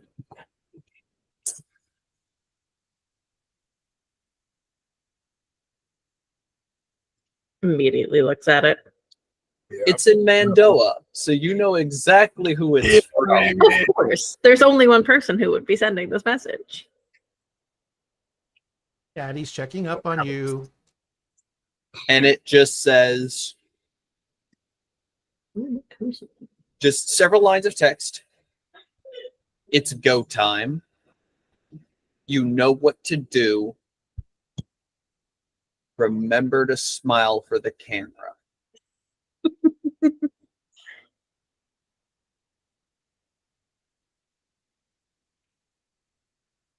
Just kind of doesn't even respond to the message, just looks at the others. You'll want to take the roof hatches. I'll draw their attention. He nods. Okay. We'll use force pull and force pull push to very like gently unlatch the entrance and very slowly open it, like lifting it up or whatever it is to provide access. So I had already said I was going over to the roof hatch, but as you open it and kind of as you open it, I'm kind of looking at you, and I was like, "Are you lazy?" Yes. Figured this would be quieter. I'm kind of like the hatch is lifting up in front of me, and I kind of shrug my shoulders and I duck down behind the hatch. And then just turns to Zosa. Are you coming with me or are you going the silent way? Yeah, I'm going with you. Okay, because I'm going through the skylight with the jetpack. Hell yeah. You two get one more line of text. Shit. One more. Oh my god. Flips it back open. He can hear our fucking thoughts. Yeah, he knows. And I am going to Sparky's message recording it to everything. you. Oh, good. Sparky's recording everything. Remember? Yeah. Oh, yeah. That's why we just got smile for the camera. Yeah. But it also makes you question the bosses at the palace. How does he know y'all are in position? Because he's the boss. He's the boss. She He's might probably as got a well be fucking omniscient. tracker on us. Probably Right? or Oh, at yeah. the very least, like a camera within your visors, which is why he wants you to wear He's it. probably He's tapped probably- into our HUD. I was gonna say Yeah. he's probably microchipped us like cats. Like, No, he's definitely tapped into the HUD. He's seeing what we're seeing right now. okay. All That's right. my guess. Okay, we'll let him we'll follow the boss. One quick question, Sam. Stares at that line of text. Disguise kits on this, is this actually a device then? So the disguise kits, essentially, they work somewhat similarly, though they can basically anything from, oh, this looks like a piece of jewelry, but it's a holographic display on the face, Gotcha. So to your what I classic wanted, makeup. we can see the people down on the ground, right? And they're covered head All- to foot. Yeah, literally head to foot, I'm just going to the replicate same one of them. armor. All right, roll me a deception. With advantage or not? Not with advantage. No, I got an 11. 11. You're able to like somewhat get it, but you're unsure of how well as you're moving about the holographic disguise is going to stick. But it's there. At a distance, you're going to look like one of them. Up close, it's going to be a little bit easier to see through. Got it. Sphinx. Before we start going in, I'm going to take a deep breath and I'm going to activate Force Intuition. Force intuition. We should like to say what that one does. So your senses attune to your environment for the duration, which is 8 hours, allowing you to see things before they happen and react even faster than normal. For the duration, you can use your forecasting ability modifier in place of your dexterity modifier when you make initiative checks. If the check doesn't already include that modifier. In addition, once during the duration of this power, if you are surprised at the start of combat, rather than being completely unable to act, you can still use a reaction and take an action on your first turn in combat. This action can be used only to take one of the following actions: dash, disengage, dodge, hide, or use an object.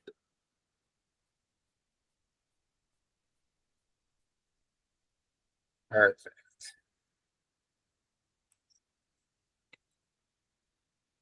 So,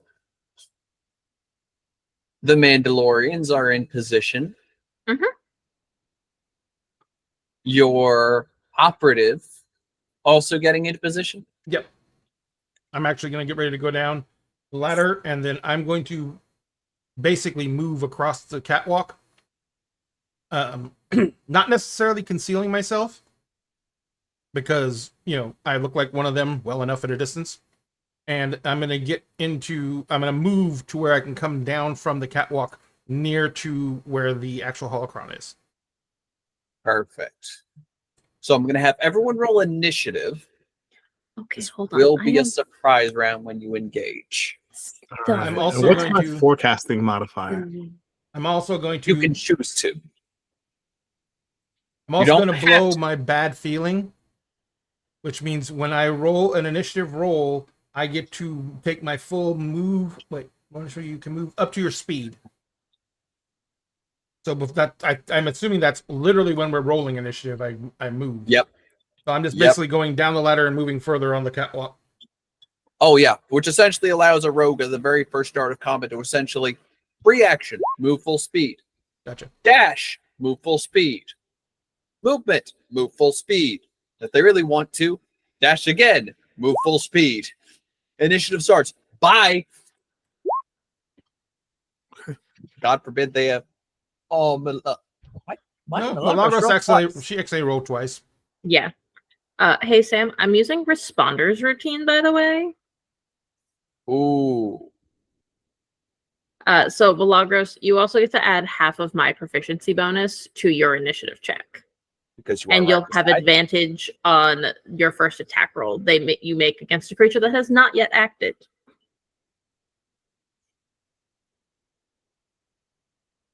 Let me roll my initiative, and I get to add my proficiency.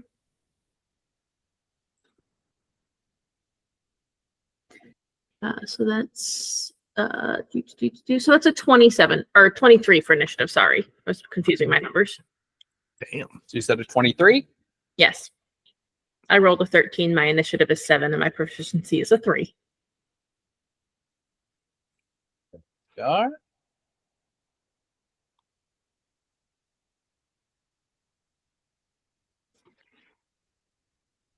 Alrighty. And I'm literally going to have all the bad guys go on the same turn just to make things simpler.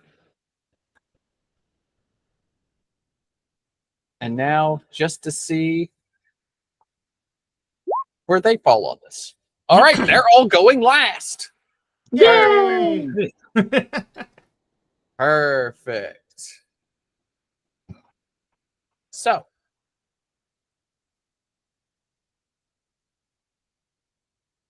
Sphinx, Yeah. you guys are, as you are sneaking along the catwalks to get a better view.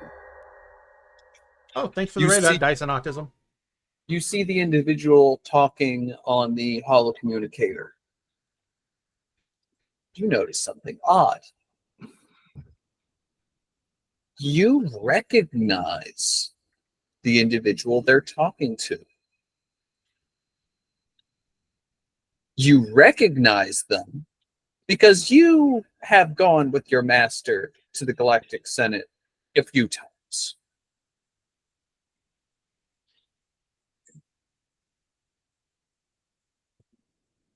This is one of the Nemoidians, which is members of the Trade Federation. Oh boy. Why is members of the Republic Senate communicating with mercenaries in Hutt space regarding stolen Hutt datacron?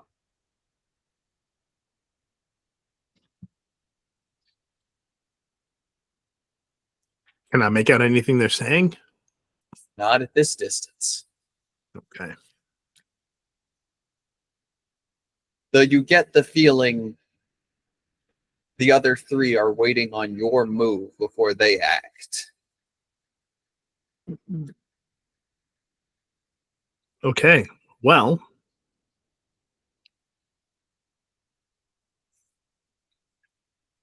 looking down, what does the makeup of this space look like as far as like our enemies are concerned? Seems like they're all kind of they're loosely spread out, like leaning into some of the empty boxes, sitting on barrels, polishing their weapons. Two of them appear to have jetpacks on. Okay. Thank you so much for the raid, Roll Propelled Gamers. Oh, Free action to grab my lightsaber and off of my belt. I'm going to look down at I'm going to look over at my companions and go, here goes. And as I activate my battle meditation, I'm going to drop down into the myths of these folk, and I'm going to stand up and go, hello there.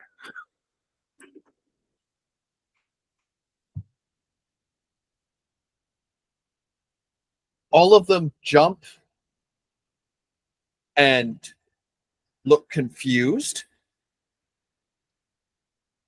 Then they start going for their blasters as one of them just points. Jedi? Depends on who you ask.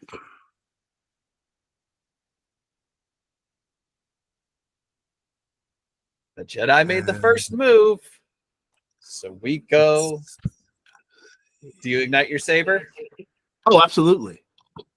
As soon as that saber ignites, The silver blade just we go to the start of combat. Tiali, you're up first. I am dropping in through that skylight.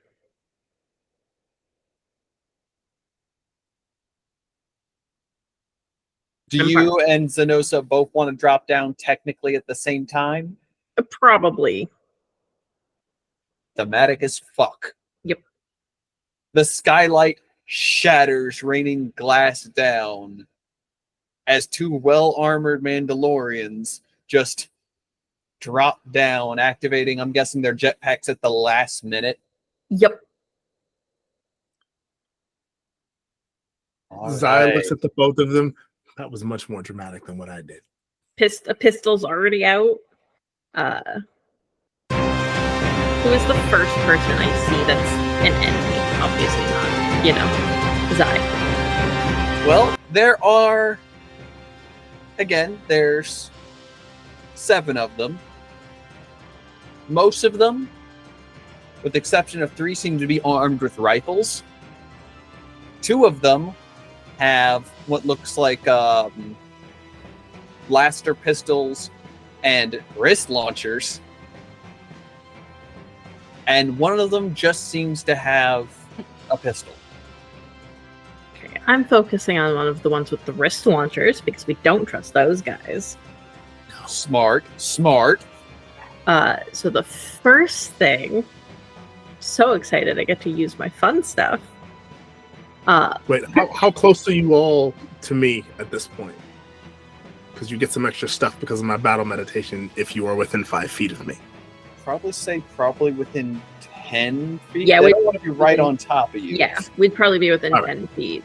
It was probably about we probably dropped to almost 5 feet and then activated the jetpacks and came back up 5. Gotcha. Oh, so y'all are still airborne too. Or at least I'm still airborne. Just for the moment. Just for the I moment. imagine Zenosa just doing it just enough to stop their fall and just superhero land. yeah, absolutely. As much impact as possible. Yeah. Much more dramatic than what I just did. Intimidation is important. So on the That's guy, fair. I'm going to I'm using Ranger's Quarry on him. All right, so we're marking them. We are marking them. So he gets that. And I immediately learn if they have any damage immunities, resistances, vulnerabilities, and what they are. Nice. So, That's dope. no resistances, no immunities, no weaknesses. You do learn they're human. Okay, that's fine. And then, so that's great. And then now I'm gonna shoot them. Roll the hit. Sure. Yeah. That's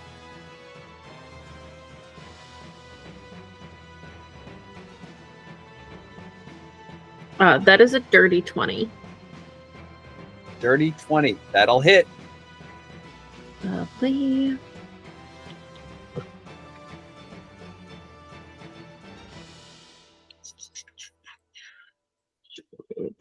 Okay, so I get first D8. Ooh. And then I also get to roll my Ranger's Quarry, which is a D6. So that's 15 points of damage for the first shot. Sam, I did Yes. forget one thing that I wanted to do because I forgot all the stuff my droid can do. Before everyone jumped down when we were still up on the roof together, I would have had Sparky give Alyssa, Milagros, and Sphinx's characters stack the deck. So congratulations. Y'all have the tech power version of Bless. Oh, You had no. a D4 to rolls. Okay. Ooh. Yes. And how much damage was that? 15 points of damage.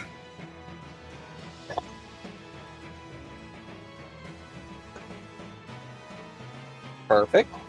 Second attack? That is a 26 to hit. That'll hit. Okay, so it's just no die.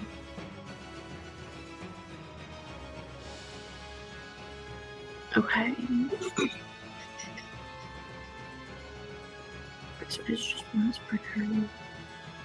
All right, and then the second one is 9 points of damage. Actually, Oh, they are bloodied.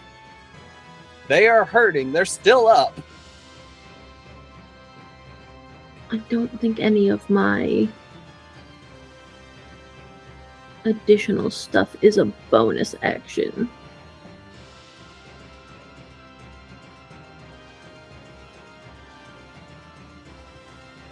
Maybe No. I'll prep your other actions as well, just so as soon as it gets to you, you know exactly what you're doing. How far is that guy from me? Probably within 30 feet. Lovely. If I was to move, would there be anyone else within like a straight line? Straight line. You could definitely line one of the grunts up. Lovely. I'm gonna move to line one of the grunts up with that guy. Alrighty. Anything then- else? Nope, that'll be it. Alrighty. Milagros. Time to throw hands. Yeah, That's the I would like to rage. What do I gotta do for Berserker that? rages. It just uses your bonus action. Okay, awesome. You still I'd have like your to movement and rage. your action. Cool. Where's the nearest person? Well, you've got some options. Okay. You've got a guy with the jetpack who just got essentially 2-tapped with an ACP-45. Okay, period. You've got a guy with the jetpack who is getting ready to use it. And then you've Okay. got 4 grunts who are all left aiming rifles at you guys. I want to stop the other jetpack person. Alrighty. Yep. Okay. So Roll I'd, those li- hits. I'd like to hit him. All Yep. right. Now, because you use your bonus action to rage, you'll only get the 2 attacks, but that's still 2 attacks. Yeah. Roll those attacks for me. Okay. I think I rolled one. I can't see where my rolls are. So Oh, go at the top of the little thing where all the symbols are in the roll 20. If you go to the 2 that look like chat bubbles, chat bubbles. And go ahead and roll a d4 as well, which you can do that on the left-hand side with the bar. You can see a thing that looks like a dice. Yes. because that makes it 13 total, Sam. I don't see the chat bubbles. At the very Right on the right-hand side. yeah. Don't worry, I can see it. I Oh, can see it. Okay. I'm wondering if they have the thing in. No, they have to hover over it to see the chat bubble. Like you hover over your ability, and then the chat bubble pops up. No. On the right hand, No, the main bar on the right hand side where the menu bar. Oh, Yeah. menu bar. Sorry. Yep, but no, I can see it. So with that, your total was a 13. 13. Yes. You needed a 14. You were 1 short. So your first attack Uh, goes a little wide. They sidestep it. They saw you coming. They saw you charge at them, and they sort of Wait. stumbled Wait, back. they can re-roll that. They have advantage on their first attack from my ability. oh yeah. And don't forget Roll to add the again, D4. And don't forget to add the D4. Okay. How do I add it? How do I add an advantage? Just roll Just again. roll it again. Because you already rolled Okay. once. Yeah, so just roll a second time. There Oh you yeah, go. that's an Hey. 18 on die. Yeah. Yippee!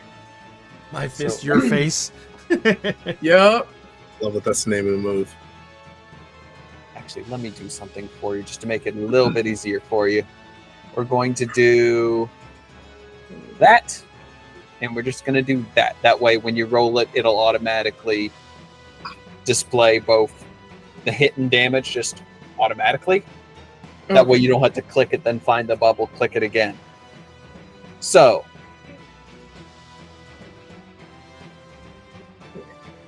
would you like to know how much damage you did? Yeah. Oh. What the? Was that not the damage thing? Why is it only doing? That is weird. Hold on. Let me see something real quick. Okay, yeah, for some reason, it just rolled that. What the fuck is that? Okay, fixed it. Fixed it.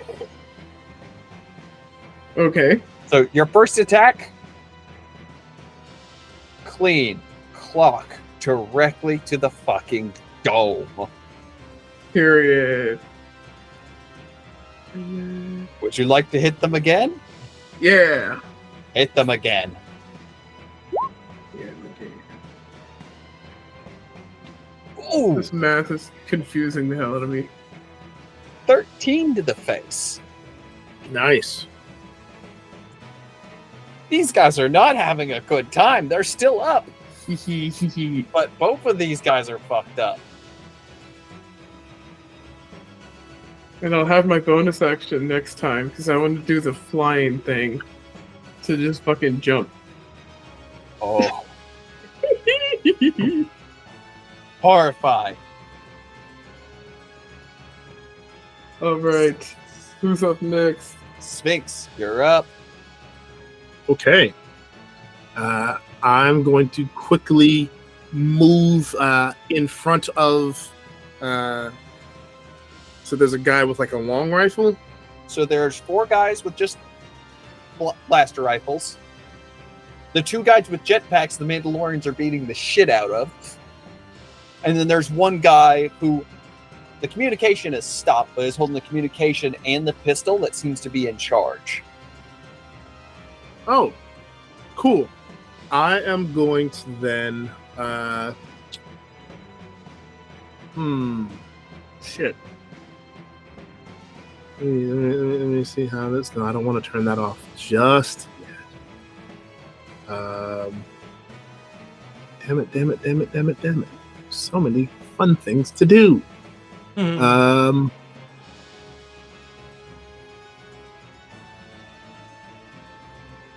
Okay, I am going to use Force Throw on the leader. Force throw on the leader. I'm going to try and throw him against the wall. He needs to make a strength saving throw. Strength saving throw. Okay, let's see. What is the strength saving throw? Oh! Oh boy!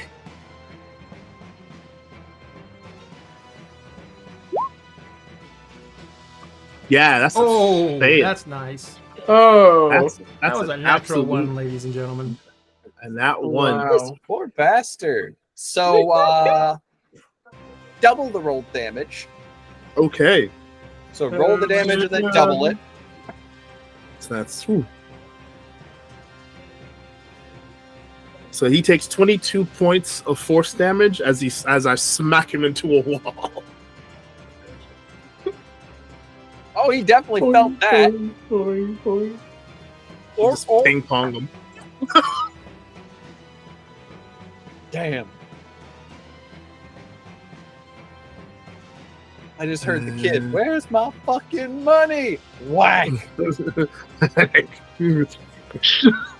Like, we'll take you out of the equation For those now. of us in Sphinx in my age range, I want my $2.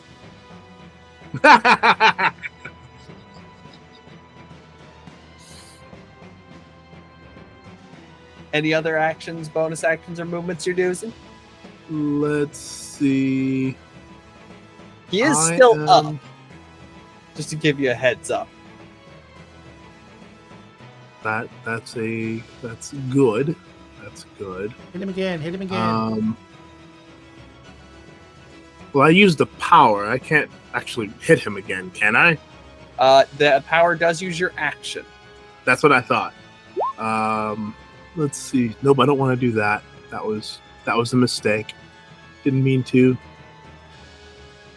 And by the way, ladies and gentlemen, this game is available somewhat in Roll20. Oh, it's fully It's- available. Like they haven't integrated like any modules because there aren't any. It's very much build it as you wish. But you can using the importer, you can import all of the monster sheets and such, all the NPC sheets, and then bring them directly onto Roll20 with no issue. And once again, this is free on the interwebs.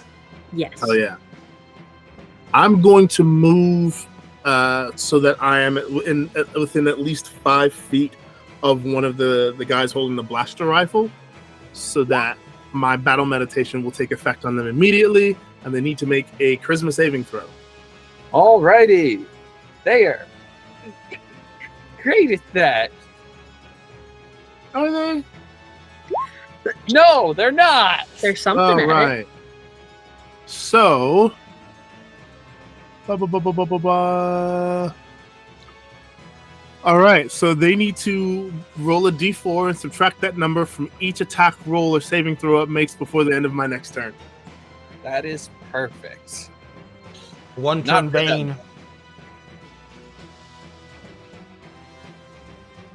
If that is all, Yeah, that's it.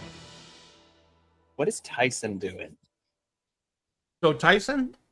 Eating Is you like going- family? No. Those of you my age or Ray's age. Yeah, right. You know that. No, I So- know that reference. He's making straight for where the actual holocron is. How many people are still around the holocron? Oh, none of them. All of them have started repositioning because now there's a Jedi and 2 Mandalorian who just came in out of nowhere. So he's going to make straight for the holocron. I'm assuming I'm going to stay on the catwalks as long as possible, and then go down near to where the holocron is. I will be spending my bonus action to dash. So I'm going to do my full movement, then I'm going to do a dash action. And if no one shoots at me, I'm going to spend do my full movement, take my dash action as a bonus action, and as my attack action, I'm going to move again. Just give me enough speed to get to the actual holocron. Full turn move. The enemy is surprised. Mm-hmm. So you're able to move. They don't even have time to react. They just see what looks like one of their own running down the catwalks, probably to help. Mm-hmm. Because it looks like they misplaced their rifle. Yep. Actually, I would pull out my stupid little blaster that I obviously don't know what I'm doing with. I'm just running with it in my hand. Or Yeah. the hidden No, the normal blaster on my hip. Perfect. The store said it was the best one. It is the best It was a good point, one. man. I spent extra for the pearl handle. Oh my god. You got ripped off. Yeah, I was You got gonna so throw ripped up. off, bro. You got robbed, my friend. You Don't got throw robbed. up in your helmet. It's really hard. Really hard to not vomit in my helmet right now. Do not vomit in your helmet right now. So, back to the start of the initiative, as all of them suffer the surprise condition and can't make actions or reactions. Liz, you're up once more. Yes, great. So I've lined up these two motherfuckers, and I'm going to use one of my tech powers. Ooh, what are you going to use? I am going to use. I opened the wrong thing. I'm going to use Burst of Flame. Ooh. Ooh. Yo. So kind of picture it as I also have some stuff on my wrists, and I put it out, and a 5 foot wide and 30 foot long burst of fire shoots out of my wrist. Hell yeah. You know what? I'll say you can probably line up 3 of them. Oh, lovely. You got the main guy and then the other 2. Lovely. I'm gonna need all 3 of them to roll dexterity saves. All right, let's see.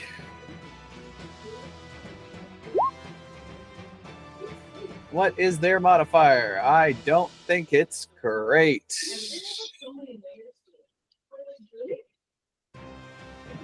Oh, what is the DC they need to beat? They needed to beat a 14, so 2 of them have already met it. One of them has failed, so I'm guessing they will take half damage because they Yes. passed. So Let go me ahead roll and my roll that damage.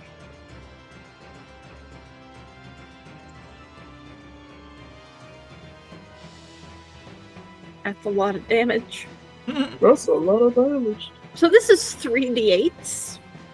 Jesus. Right, I rolled an 8, right, a 6, right. and a 6. So that is 20 points of damage. So the 2 guys who take half take 10, and the guy who failed takes the full 20 of fire damage. Dope. Barbecue. You know what Did I the just- funny thing?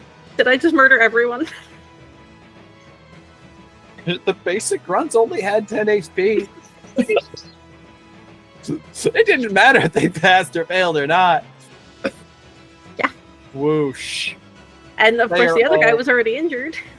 They all die screaming, writhing in pain as they are just this burst of practically like jet fire as they are lit ablaze, flail about, and then just Perish.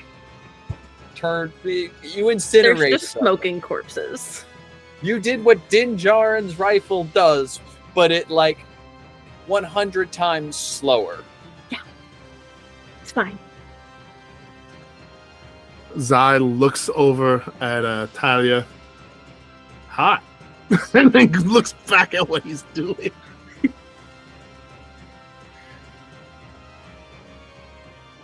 Any other bonus actions? Wait, what was the thing that I remembered afterwards? That too many thingies. Too many thingies. So I many. always encourage. Zenosa's definitely Reading ahead. celebrating. She's fucking hyped right now. She got to use the flamethrower. She is ecstatic right now. Let's fucking go! That's Flamin'. right. Flam and Bertha. Don't stand in a line, idiot! What the fuck? All of this in Mandoa. Yep. Spread out, dumbass. And honestly, it's probably only in the helmets, It's so only I super can hear it. Everyone else is your. Everyone just your. muffled. No, that'll be it. There is a bonus action I have somewhere, but I don't think it's that useful right now, anyways. That is fair. Zenosa. All right, who's left? Well, the guy you're currently dealing with has already been introduced to the 1-2 fuck you, but I think they need another lesson. Yes. Perfect. So for the staggering strike, is that an attack in and of itself, or is that something I add on to an attack? So that is something that you sacrifice your rage damage to do. So you'll do 3 less damage, but have that additional effect. Yeah, that's what I want to do. All right, roll to hit. Yippee. Okay, and I just want to check I can do something after this really quick. Yes, I can. Ooh, this is gonna be fun. Okay. Okay, so wait. So then, how do I? I'm gonna roll my attack, but then how do I roll damage without the rage? Because that's. Good God. So I can that's a crit. automatically account for the. Crit. So That's a quit. I do the way I do crits. It's double the roll Okay. instead of double the dice, because you can still roll double the dice and somehow roll less. Worse. Yeah. Yeah. One of the ways that I've heard to do it, and I think I'm going to implement it from now on in 5e, is the initial roll is full damage, and then the secondary roll you just roll damage. Yeah. Max and That's roll. the way I like Max- it. That's one of my personal favorites. For this one, I usually do max and rolled unless everyone's doing average health. Then I'll just do double roll. Mhm. Which, speaking of double rolled, I wouldn't worry so much that special technique, because they only had Oh 6 no. HP left. And Okay. double the dice damage that you rolled. You did roll a 1 on damage, but that makes 6. Plus the rage Oh. damage 3. How do you Yeah. kill this fucker? You gave him the 1-2. What's the fuck you?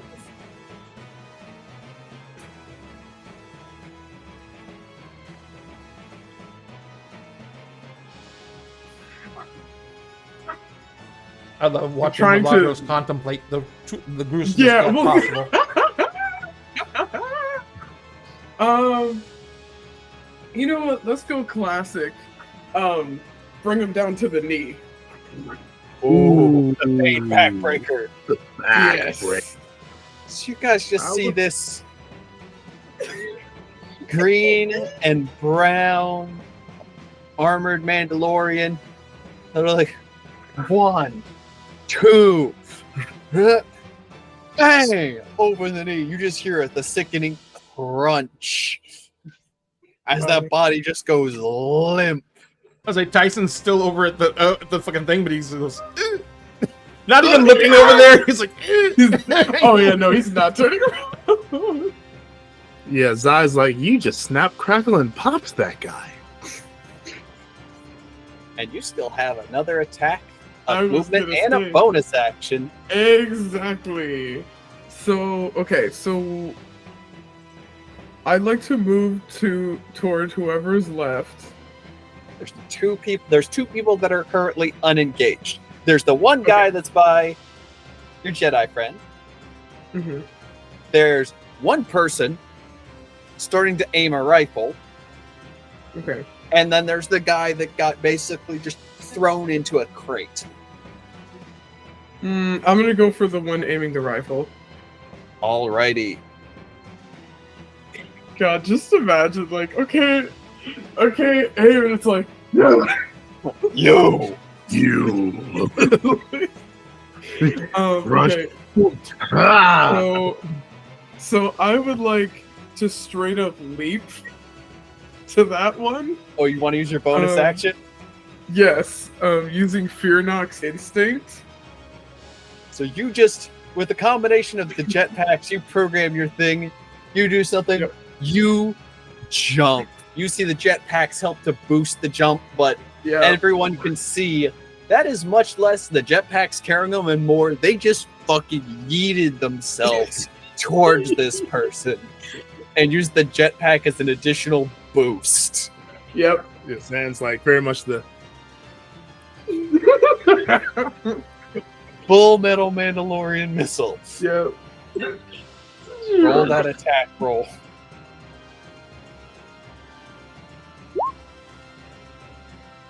So And then roll the D4. yeah, and so I already do. I already did 3 kinetic damage from the landing, Yep. so this is additional. A 13 is what you needed, and a 13 is what you got. You dealt the 3. You dealt max. I can't believe I'm saying this twice. How do you want to do this? They Can I only have land 10 on- HP. Can I land on that? Smash them flat to the ground. Yeah. Like you don't even use your hands. It's like your feet come down on their shoulders. And it's like splack. You definitely Yeah, feel the crunching under your boots. Yep. Yep. It's like something off of the fucking comic book moves. Like when the Hulk Scythe lands on. on somebody. So this is very like honestly, this level of like is very like The Boys, like just gore Yeah. for the sake of gore at this Either point. the boys or this is very much Mortal Kombat. Yeah. Oh yeah. These are fatalities. Like these are absurd. If Zython did not have an unease and a worried feeling about Mandalorians before, after seeing this, they might. yeah. Zython is very much of the. Oh God, who did they team me up with? Yeah. These guys are murderers. Who's trying to say? Speaking of Zython, Speaking of sci-fi, oh. you've got a guy right there. And he started to aim a rifle at you. Yeah, well, can't have that. Can't. So, I am going to make it look like I'm about to hit him with my lightsaber, but instead I'm going to use martial arts to backhand him in the face or back fist him. Roll the hit. It's a 19 to hit. That'll hit. And that'll do 8 points of damage. Oh, for some reason that didn't roll the damage. You rolled again. Oh, that should have. In the if you want to Oh, I roll see. the damage, Damn. you've got to click on the part that says damage. Yeah. So there's 5 points of kinetic damage.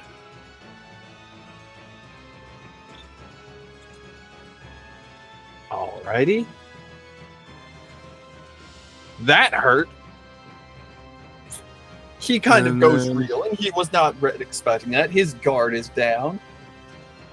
Cool. And I'm going to try now, rather than like try and kill him, I'm going to cut off his hands so he can't hold that fucking gun with All my right. saber.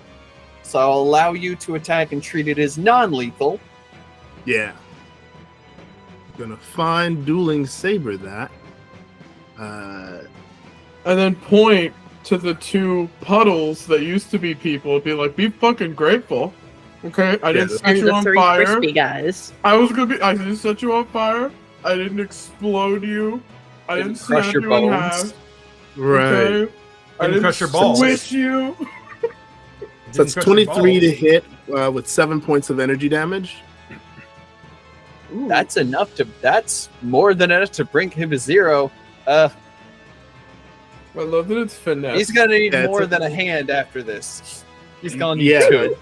Wow. And then. And it's kind of. It could have been worse. You could have got one of them. So you know. He is screaming in pain for a moment, and then it looks like he falls to his knees, and then it just all that adrenaline just goes. His body kind of just goes into shock, and he just passes out. Yep, that's about right. And then I turn to the other rifle person. Oh, the other rifle person you saw was aiming, and then they got introduced to the full metal Mandalorian, and quickly became a ruck. Right, gotcha. There's Then only one guy left. Then I'm gonna turn to that guy and I'm gonna start towards them. Alrighty, Tyson, Yeah. you managed to make it to the machine. You see, there's one guy left. At the machine?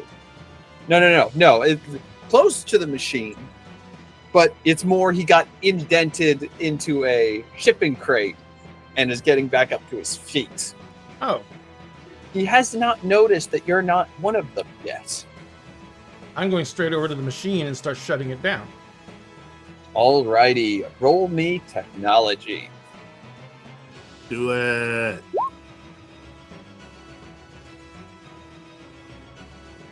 I got a 9.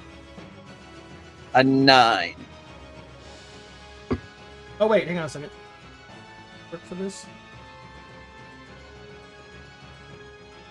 Ability check, attack. Well, no, it's not an ability check, is it? An ability check?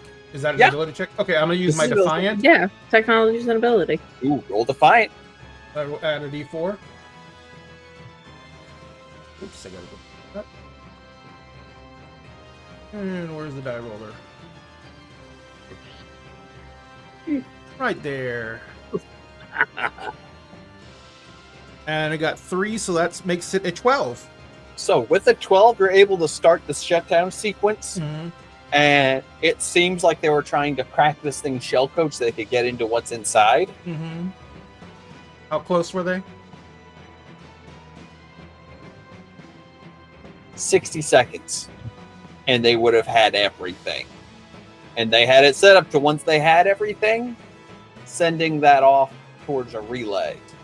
I'm going to take down the coordinates of the relay. Perfect. So you're doing that. The guy just sees one of his own messing with it and thinks he's trying to speed things up. Mm-hmm. We were so close. And I am sitting there going, oh shit, oh shit, oh shit. He doesn't know technology. He doesn't know how this shit works. It's not his job.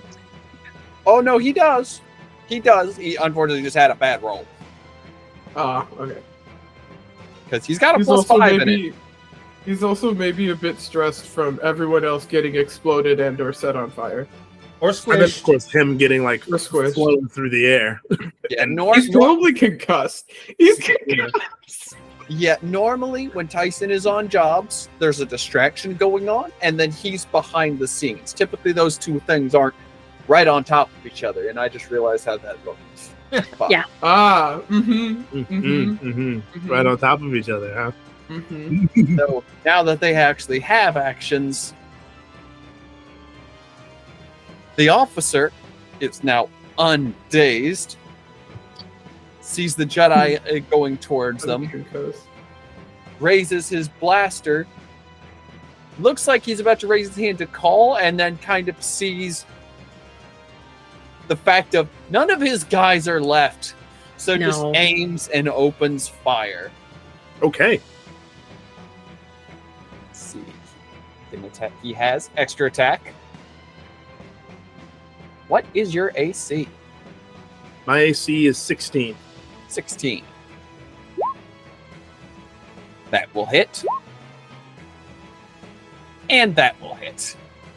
Okay, I'm going to use my reaction to do Saber Reflect Yay! on one of those. I was hoping for that, yeah. Saber reflects. I've been waiting this entire game just to watch a laser bolt reflected back at somebody.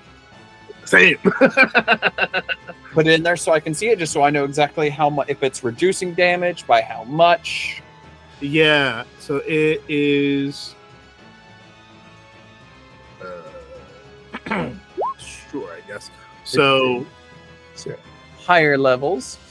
So you are reducing the damage by 2d6. Yep. And if you reduce the damage by 0, you Then I can get to reflect the attack. So roll 2d6. okay.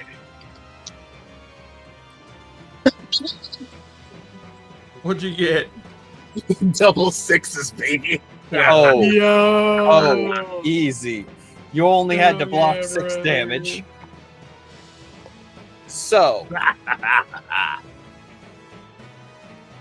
So now I have to make a ranged force attack. correct. AC to beat is 16. That's an 18, my friend. That'll hit. Now you What do do you- still take the second shot. I was like, would Yep. he roll his own damage against himself then? He would, Exactly. That's exactly what happens. which is especially devastating as somebody puts everything into their attack and then it just gets deflected right back at them. Just fuck. So he just took 6 of his own damage. Sphinx, you also took 6.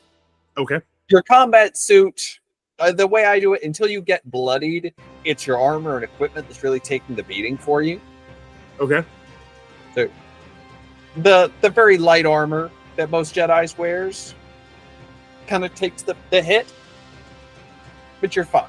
It's why many characters can survive a saber to the gut, the armor taking most of the damage. Dope. Alrighty. Yeah, that's my reaction then. That you're at the top of the order. Hi, it's me. The I would like entire to time? use Sam. I would like to use the rapid ability of my gun and just pump this man full of 8 shots. Oh my god. So, the rapid property. This is one of the fun weapon properties for blaster weapons. Yes. You expend X amount of ammunition. Rather than do a weapon attack roll, the target must make a dex save, Yes. taking no damage on a successful save and double the weapon's damage die on a fail. Yes. I will also move my Slayer's Quarry to him. Oh, extra damage. Fuck. Yes. Alrighty. What is the DC on that? That is a DC 16 dex save. DC. Because it's 8 plus my attack modifier. Yes. Which is also an 8. Yes. I would like to explode this bitch. And that's just for a single attack action. Uh-huh. You have extra Yeah. attack. Yum. So 16. So if he rolls anything below an 11, he's fucked. Roll below an 11. He does not roll below an 11. This is rude. This is homophobic. Dodges to the side as just this. I can only imagine like in movies where you just see the shots raking up the ground toward the target. Mm-hmm. Barely That's fine. avoids it, but you have extra attack. Yes. You're gonna do it again, aren't you? Yes, we're gonna do it again. Yeah, we're gonna do it again. Yeah, we're gonna do it. We're gonna Of do course it. we can do it again. We're gonna do it again. And he rolled a 4 that Oh, time. he Roll rolled a 4 that damage. time. Oh, delightful. Quick question about that. Does the Slayer's Quarry damage die also double, or do I just roll that as a single? That's just the single. Okay. It specifically says the weapons damage die. That's what I thought, but I wanted to confirm. Because there's one also thing I was taking into account. Actually, no. Wait, hold on a minute. Because you had the actions of bless, All right. I have to check something. No, it doesn't work that way.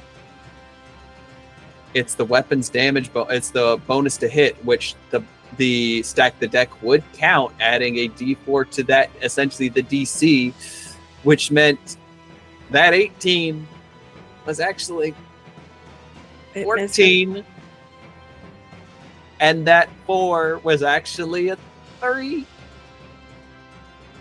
So So do you want me to roll 4 dice? yeah, Okay. Yeah. no full auto in the building. That's not full auto. What? You turned them into mist. Okay. So that's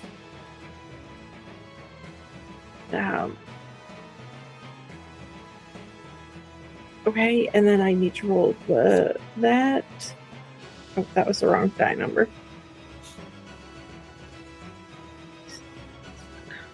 So that's 34 points of damage. Because it's the 2 sets of d8s, the Slayer's Quarry, which I got a 5 on. The 2 sets of d8s came to a total of 21, plus the 5, plus the additional 4, which gets doubled because the 2 sets of d8s, giving us a total of 34. Have you ever seen buckshot Yes. shot out of a Mac 11? Yep. Well, not out of a Mac 11, but buckshot. Yeah, that's the equivalent of what just happened here. Yep. This man shot once, Got exploded.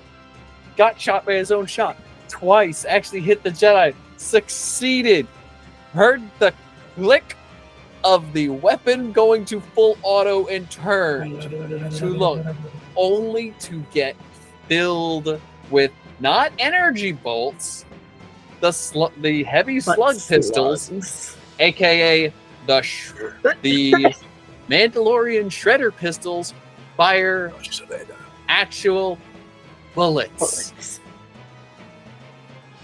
Just takes it off of full auto, does a quick spin, As back into the holster, as the and just body lands. literally just is almost like stuck to the crate and just slowly just slides down it. Out of initiative.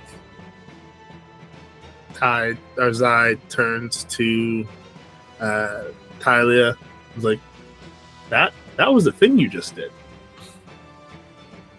It's even better when I get it right up close. Oh yeah, I can do. I could like basically have it here. He would not have a head. Yeah, would have been fun. Most impressive. Since you have heard tales of the Mandalorian shredder pistols, you have not seen one. Now you have. Now you have. Now you know why the Jedi feared these things and why these things were called the Jedi killers. Yeah. You could block a blaster bolt. That flew faster than a blaster bolt. Much faster than a blaster bolt. Yeah, that's really impressive. Yeah. See why so many of my order are not fond of you guys. Respect. he definitely like nods and like respect. I will have you the know, Zenosa's just tweaking out in the background. Like if there's like more crates and miscellaneous shit, she's just ripping stuff apart at this point to like come down from the range. Oh, the Yeah, she Berserker's does raid, that. you can basically just rein in. You have trained enough to know that just once it's over, just okay. They may be We're enjoying good. it.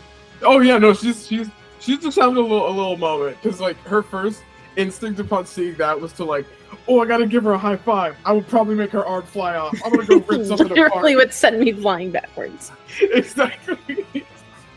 Yeah. So yeah, Congratulatory headbutt into the ground. exactly. Shit. I've Ouch. got to go leave the keyboard for a second, but Sam, I'm going to be basically just detaching the holocron from the actual device, and then I will be like disappearing until I know it's clear, like they give the all clear, And that would be my Oh yeah, no, entire we've actions already this round. given the all clear. Oh, okay. Yes. Never mind. The Then last I'm just man gonna just got focus on getting himself- the holocron detached.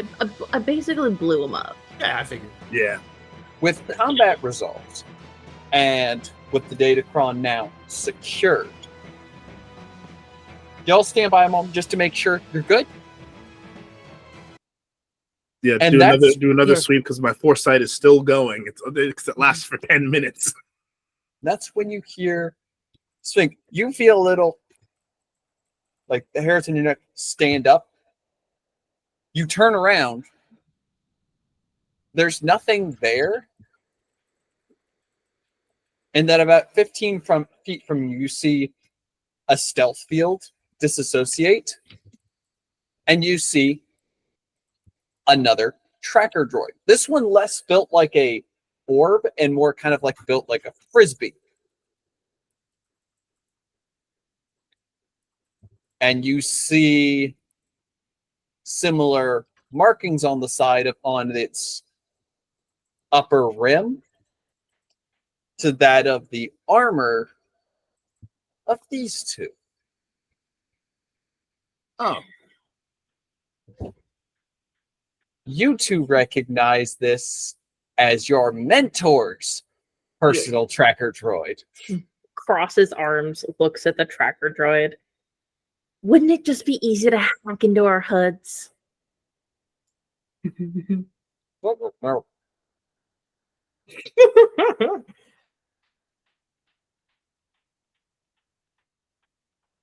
You hear probe droid noises as it turns around and flies off.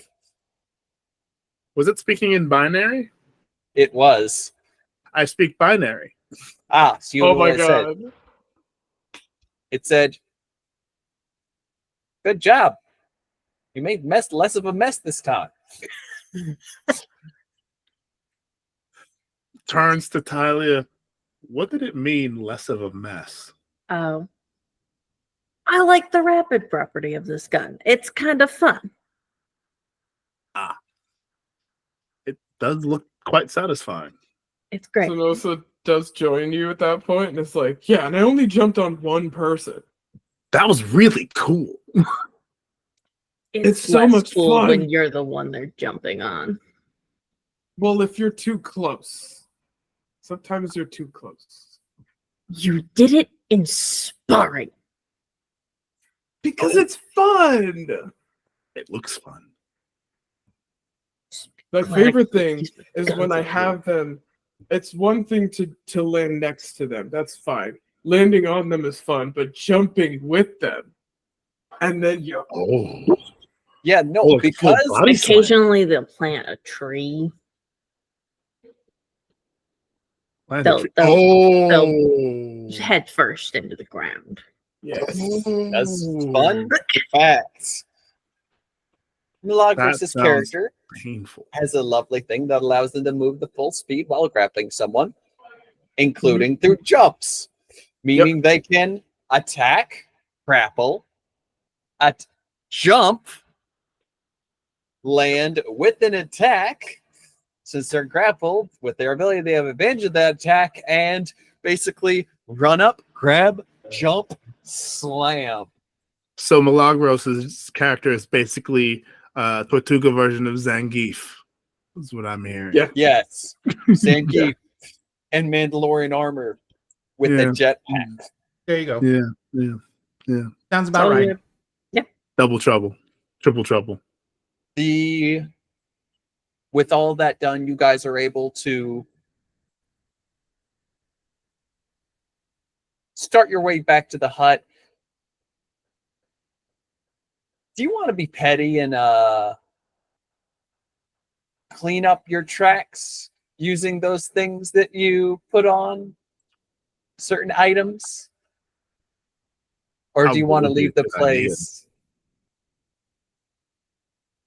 Kind of don't want them to know we were here. Ray? Oh, I shot no shot. I did no nothing. I touched nothing but the holocron, and I'm wearing gloves. I wasn't Alright. even here. I wasn't even here. So as far as everyone else knows, as you guys travel back to the Hutt Palace,